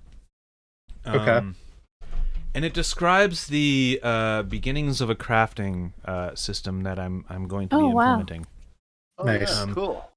And it says that there are a bunch of materials that are needed, which I'm retconning a few of them into your inventory. So let me just go to it. I want roll a each one of you roll 2d6, and that is how much iron ore you have. Please, and enter that into your character sheet. I know iron ore is very heavy. I'm gonna say crafting materials don't weigh much, because I don't want to weigh you down with iron ore. I want this to be more of a video game experience than the than the realistic. It's fun. It doesn't matter. Kind of thing. Yeah. So It's magical iron ore. Yeah. Because it's from hell. And I feel like there should be like a special box for these things rather than just your main inventory. Carrying around pieces of metal. But I don't have a special box for you guys, so I'm gonna Spring. What did you roll on a 2d6? So that I can enter. Okay. Into this. I rolled pretty nice actually, a 5 and a 6, so 11. Nice. 11 iron ore. And everybody else is rolling 2d6 and entering that into their character sheet for iron ore? Yep. Okay, perfect. Do the same thing for quote-unquote rough wood. Sorry. No problem. I'm a 13-year-old boy at the moment. Ethan Wood. It's like Minecraft when I started playing that, and I broke the first tree and it said got wood, and I'm like, oh. Wood. Oh my god. It said that, didn't it? Whoa. So how much rough wood? 2d6, same as the iron ore, Oh, but same it's as an iron ore. independent roll, so it'll be a different number. No. Okay. Wood. Spring, Yeah. how much did you get? Well, I seem to be doing all right with the dice today. I rolled 2 6s. Nice. Wicked. So you've got 11 iron ore, 12 rough wood. I'm glad I'm not keeping track of weights for these things. Got maximum wood. Max wood. And I will Yeah. kind of go over this That's- with you verbally if you want to here. But we have about 15 minutes left. We can explore the sort of surroundings and everything. But Yeah. I will ask you to still roll 1d4. 1, 2, 3, 4, 5. 5 times. And keep track of what you rolled and the order in which you rolled them. And Roll Spring, if you D4 want or to 5. tell me as you're rolling them, that would be cool. I can Okay. enter them. All right. I can also write it down. But okay. So 4. 4. So you've got 4 cotton fibers. Yeah. This is the fibers section. I realized I just gave you the link for this thing, and you probably haven't read it yet. The next one is hemp fiber. Okay. Oh, we're gonna get lit. So- Woo! Yeah, you can get lit if Well- you want to. I mean, the hemp fiber is probably not going to do much for you. No.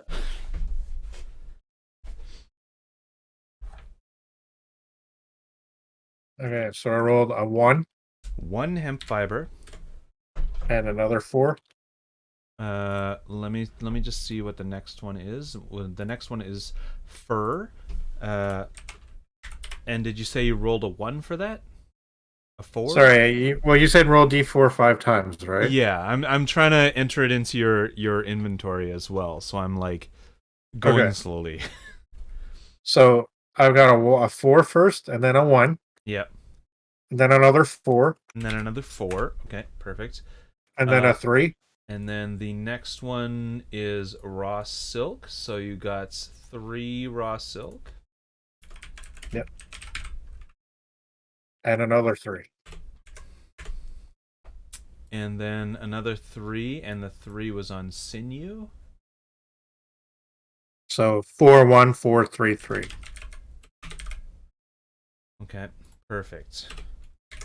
So everybody else who has rolled their 1d4 5 times, the first one that you rolled is cotton fiber, and that's what you get. Yep. The second one that you rolled, and I'm going to give you a second in case you're writing this down right now. The second one that you rolled is hemp fiber, Oh. and so write down that. The third one that you rolled is fur. The fourth one that you rolled is raw silk. The fifth one that you rolled is sinew.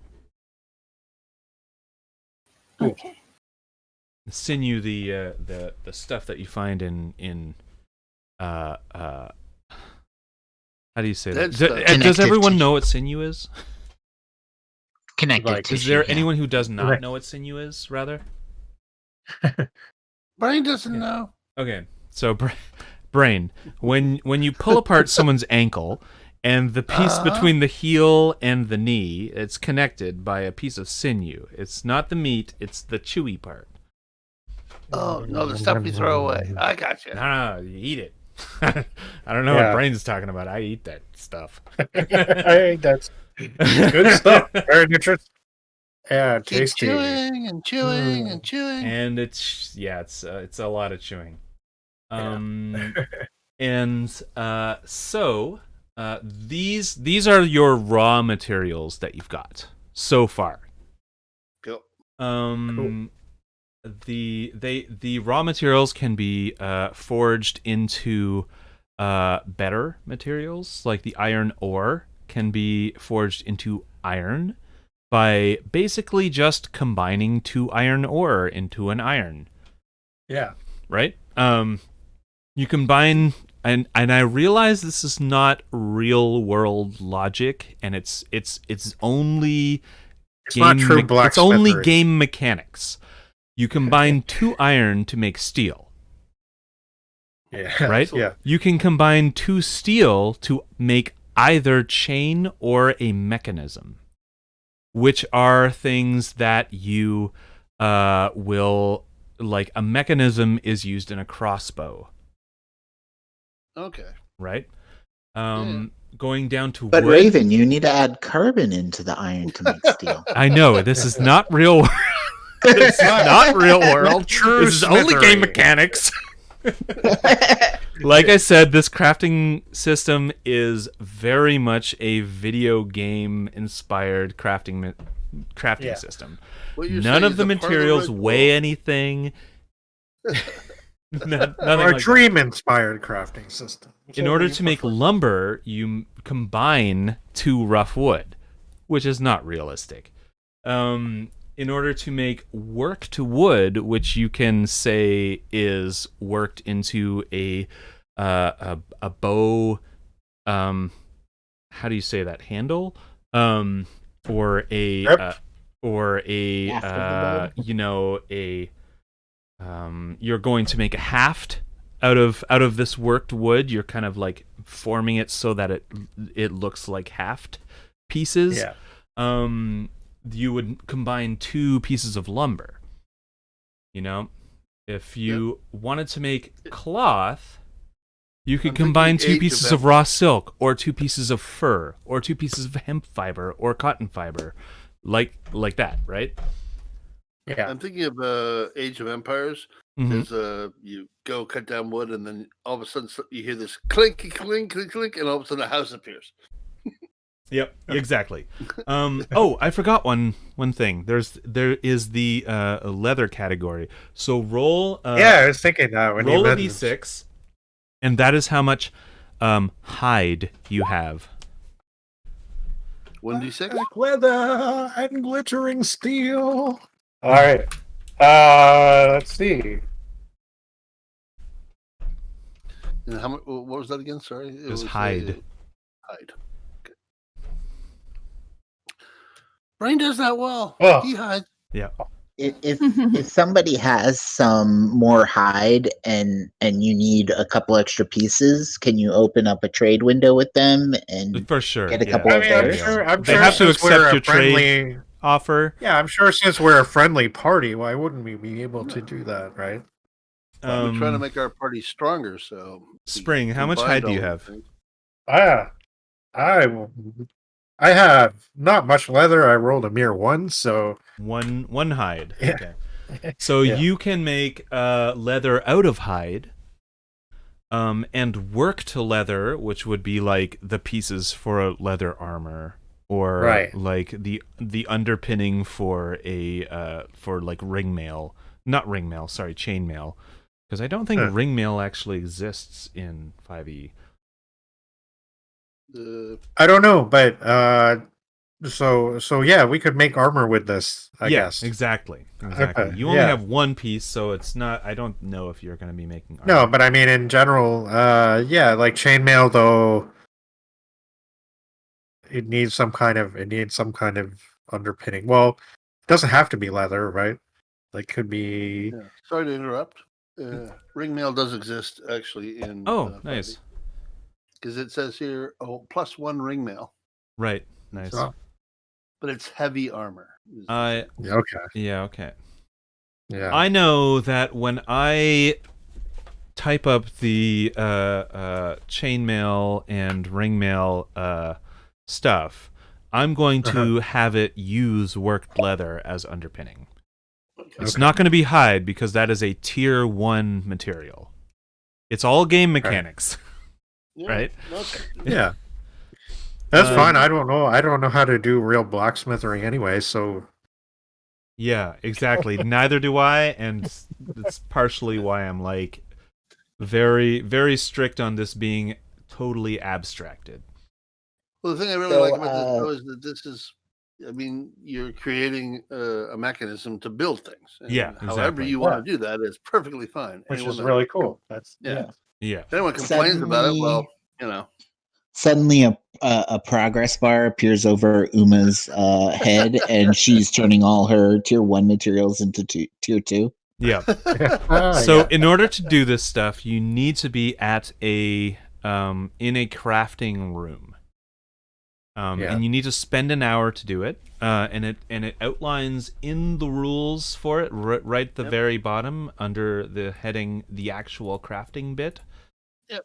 It takes an I love hour that. and will incur a random encounter check.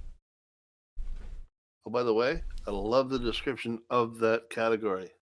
The actual crafting.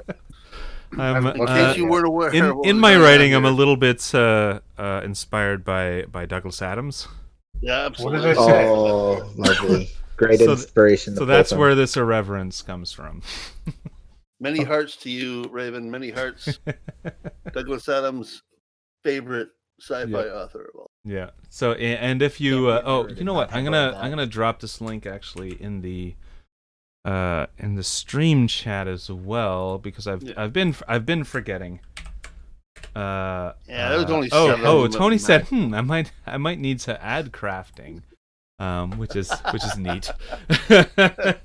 You were up to 7 listeners. I mean, Tony, if you want to add crafting, feel free to lift this straight, like directly from me. So I have a question about the crafting. Yes. What do I need to make a Holy Avenger? Which is a weapon, right? It sounds I'm really joking. mighty. It's like a very high tier weapon. So, I there are rules for exotic components, like for instance, any kind of fiery spider glands that you might have picked up along the way, or animated armor thorns or something that you might have just like picked up along the way. I don't know where you would have done that, but like if you end up with all of your materials to make, say, a scimitar, for instance, and you want to incorporate your exotic materials, you can totally do that, and it will change it from like a slashing weapon to a fire weapon or something like that. that's cool. You have to add some narrative to it, and then I will base how it is changed off of that. It's not usually going to add any damage dice or that kind of thing unless you're using like a bunch of exotic materials or what was the other thing that I said? Or you surpass your DC by 10.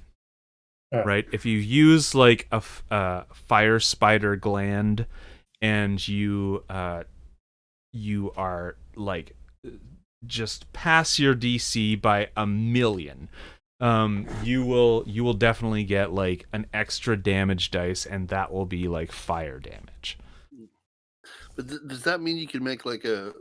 So I'm just off the top of my head because now we've got my imagination all going here. Mm-hmm. So maybe I add a spider gland to a sword and it becomes sticky. Yeah. Mm-hmm. Like if you added like a web gland. Yeah, to the creating of a say a dagger, Mm-hmm. and I stick the dagger in, and actually the dagger just stays there. It doesn't drop out or anything. It's stuck to the Yeah, person like or if whatever. that's In for the sure. Like flesh. that's Yeah. where the narrative comes in.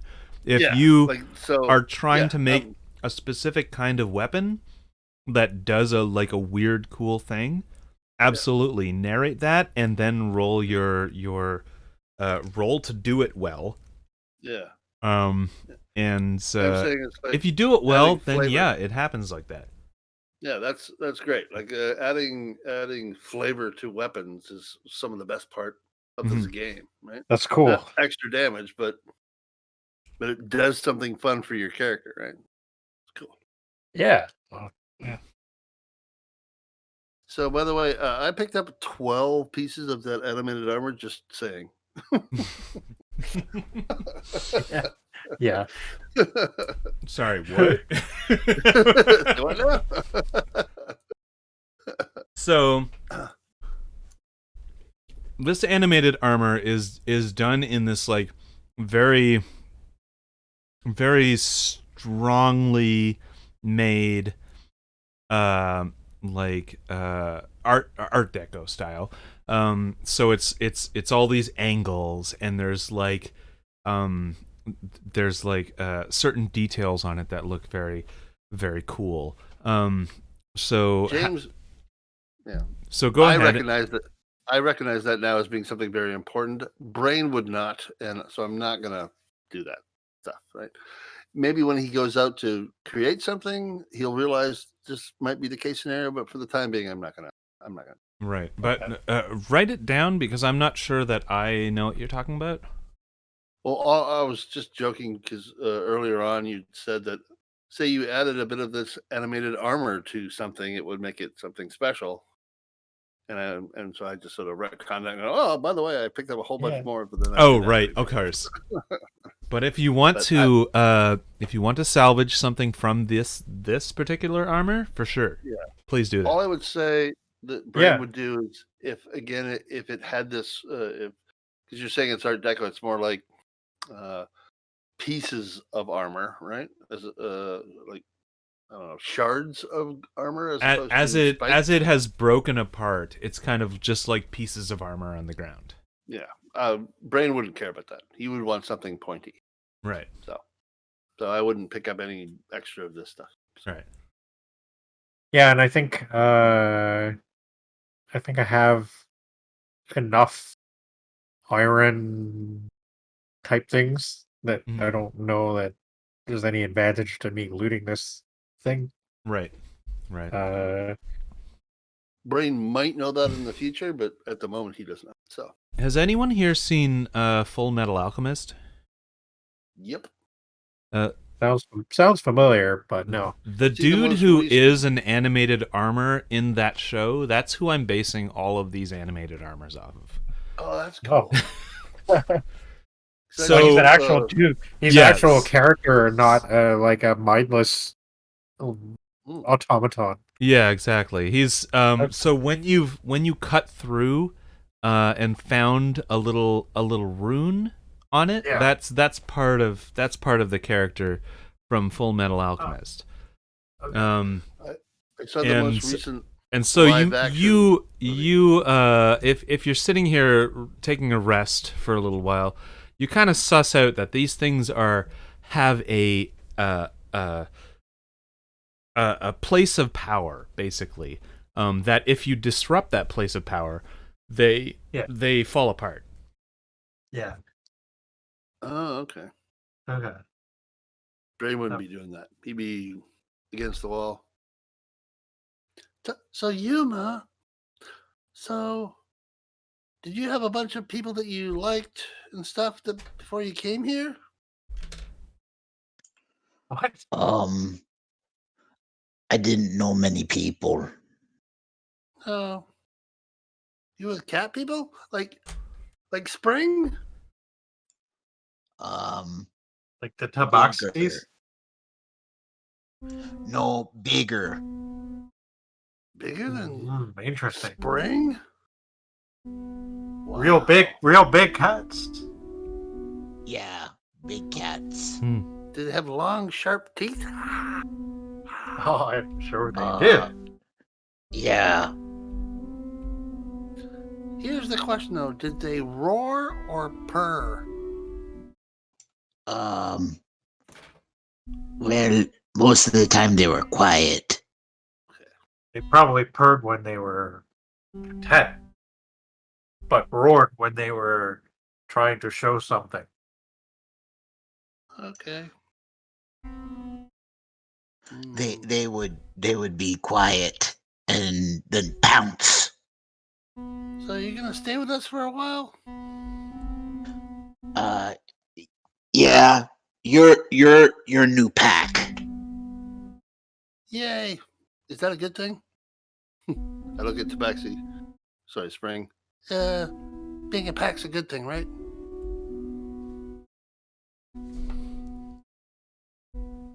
Sorry, Spring. Spring, are you still there? JM? He seemed... There you are. There I am.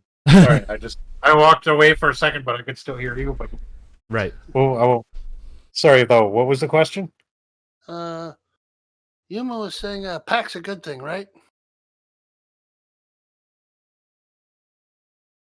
Yeah, they sound like an unknown tribe to me. Like, I'd definitely be interested to know geographically where you came from. But I come from the trees. Lots of trees.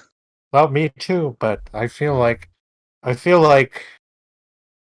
you must come from a part of the world that's far away from the place that I know. Yeah, I don't know. I know the trees. I didn't know much else. There were some towns, but I didn't live there. No. Well, I also foraged among the trees and spoke the language of the forest peoples. And this was in a land that was hot and dry, and I don't know. We all went to this place, this hell, and we may come from very different parts of the world, but we can all speak to each other, and we can all work together and fight evil and undead and tell tales. And this is such a good thing, folks. I agree. Have you met the panda yet, though? Because he truly is a dick. I'm just saying. Panda is a dick. Hashtag. Panda is a dick. Absolutely. And is a dick. Yeah, Is he Uma looks furry? over at you and goes, hashtag. Yeah, he spoke to me at first. He was really dismissive and kind of weird, but I don't know. I'm sure we'll encounter him again at some point. Yeah. Brain will put out his hand and go, "New pack." New pack. I'm And, assuming that you'll put your hand on mine. She does Pack. the warrior grasp where you grab the forearms Yeah, and I love she that. she squeezes your arm really tight. Yeah. Okay. Crunch. Okay. Thank you. The pact Ow. of strength and friendship. She's so strong. All right, so it is 11:07 right now. And Yes. I just wanted to let you guys know that we are probably just gonna wind down here. Yeah. Very And well. we're gonna end in this room. We haven't explored really this room. We've smashed We've seen- this thing and we've taken a rest. And we took a look at the books. Yeah, you took a look at the books. That's true. but you haven't taken a look at the door or the slime corner. The slime. It's a slime corner, you know. I'm thinking the next time Avery will use fire to kill things.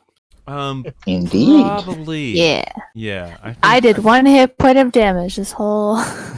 It's Yay. well, it's not all about damage, is it? No. You also found an interesting book. I did. Yeah. So we'll find out how that's interesting next time. And you're the only one. Who must burn a We'll tapestry. talk before that probably. It's true.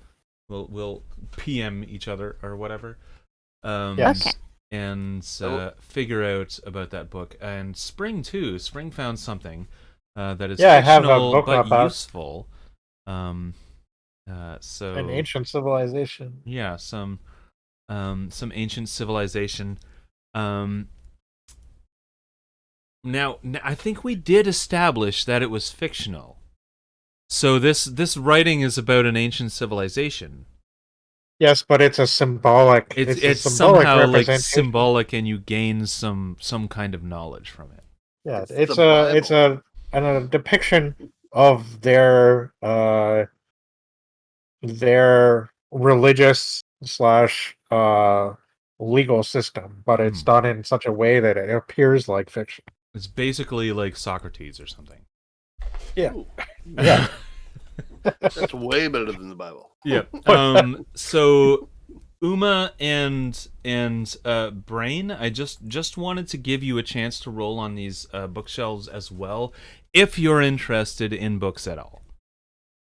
Yeah, Uma probably doesn't really know too much about books. Yeah, so she probably wouldn't really find huge As a interest in that. barbarian, like you've Books probably look got like more of Tinder to her. an oral tradition or whatever. Yeah. Which probably means that you are used to sort of embellishment and the fictionalization of real world events. And Avery and Spring are both talking about how these things are fictional and embellishments and things like that. So I don't know if that piques your interest. The only thing that I would like to do, Brain does not care iota about books, except for the fact that they will start a fire. Right. They can burn. Yeah, They that's- can that's burn. Uma. He will randomly find the prettiest colored one and and put it into his pouch. Okay, since they are mostly Harlequin novels, there is an array of pinks. You I'm could cool with probably take a whole shelf of pink and There sort of is make a some- pile. Yeah, there is some necessity for perhaps paper for other reasons, but mostly for fire. Yeah. Sorry, you said colorful and not necessarily pink, right? No, Okay. Like, Sorry, It could sometimes be I hear good, though. things wrong. My brain interprets things as other things. Yeah. well, Avery is sort of a reddish pink, so I'm cool. Brain's cool with pink. Cool. So I have a book, and if at some point in the future you want to tell the other people what book it was, that's cool. But Brain doesn't care what book it is. Right, Yeah. right. If anyone expresses interest in which Harlequin novel he took in order to burn or whatever, then we'll resolve that when it comes to it. And Uma's not interested. No. She's like, As we're winding down, though, she does circle 3 times before sitting down, and then she kneads the ground and sits there. Oh, perfect. Yeah, and the Making the biscuits. Tabaxi sees that and knows exactly what you're doing.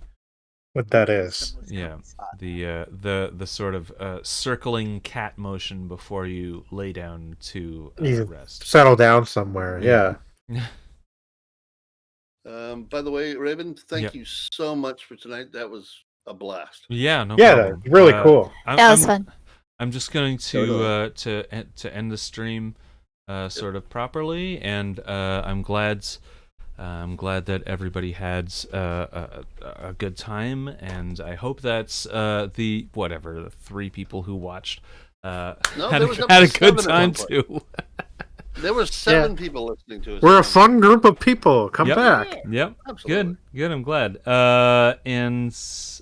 So yeah, I'll just end the stream here, and so say goodbye. Bye. Thank you. Hasta Good luego. night. Bye. Bye. Good night, everyone. Bye.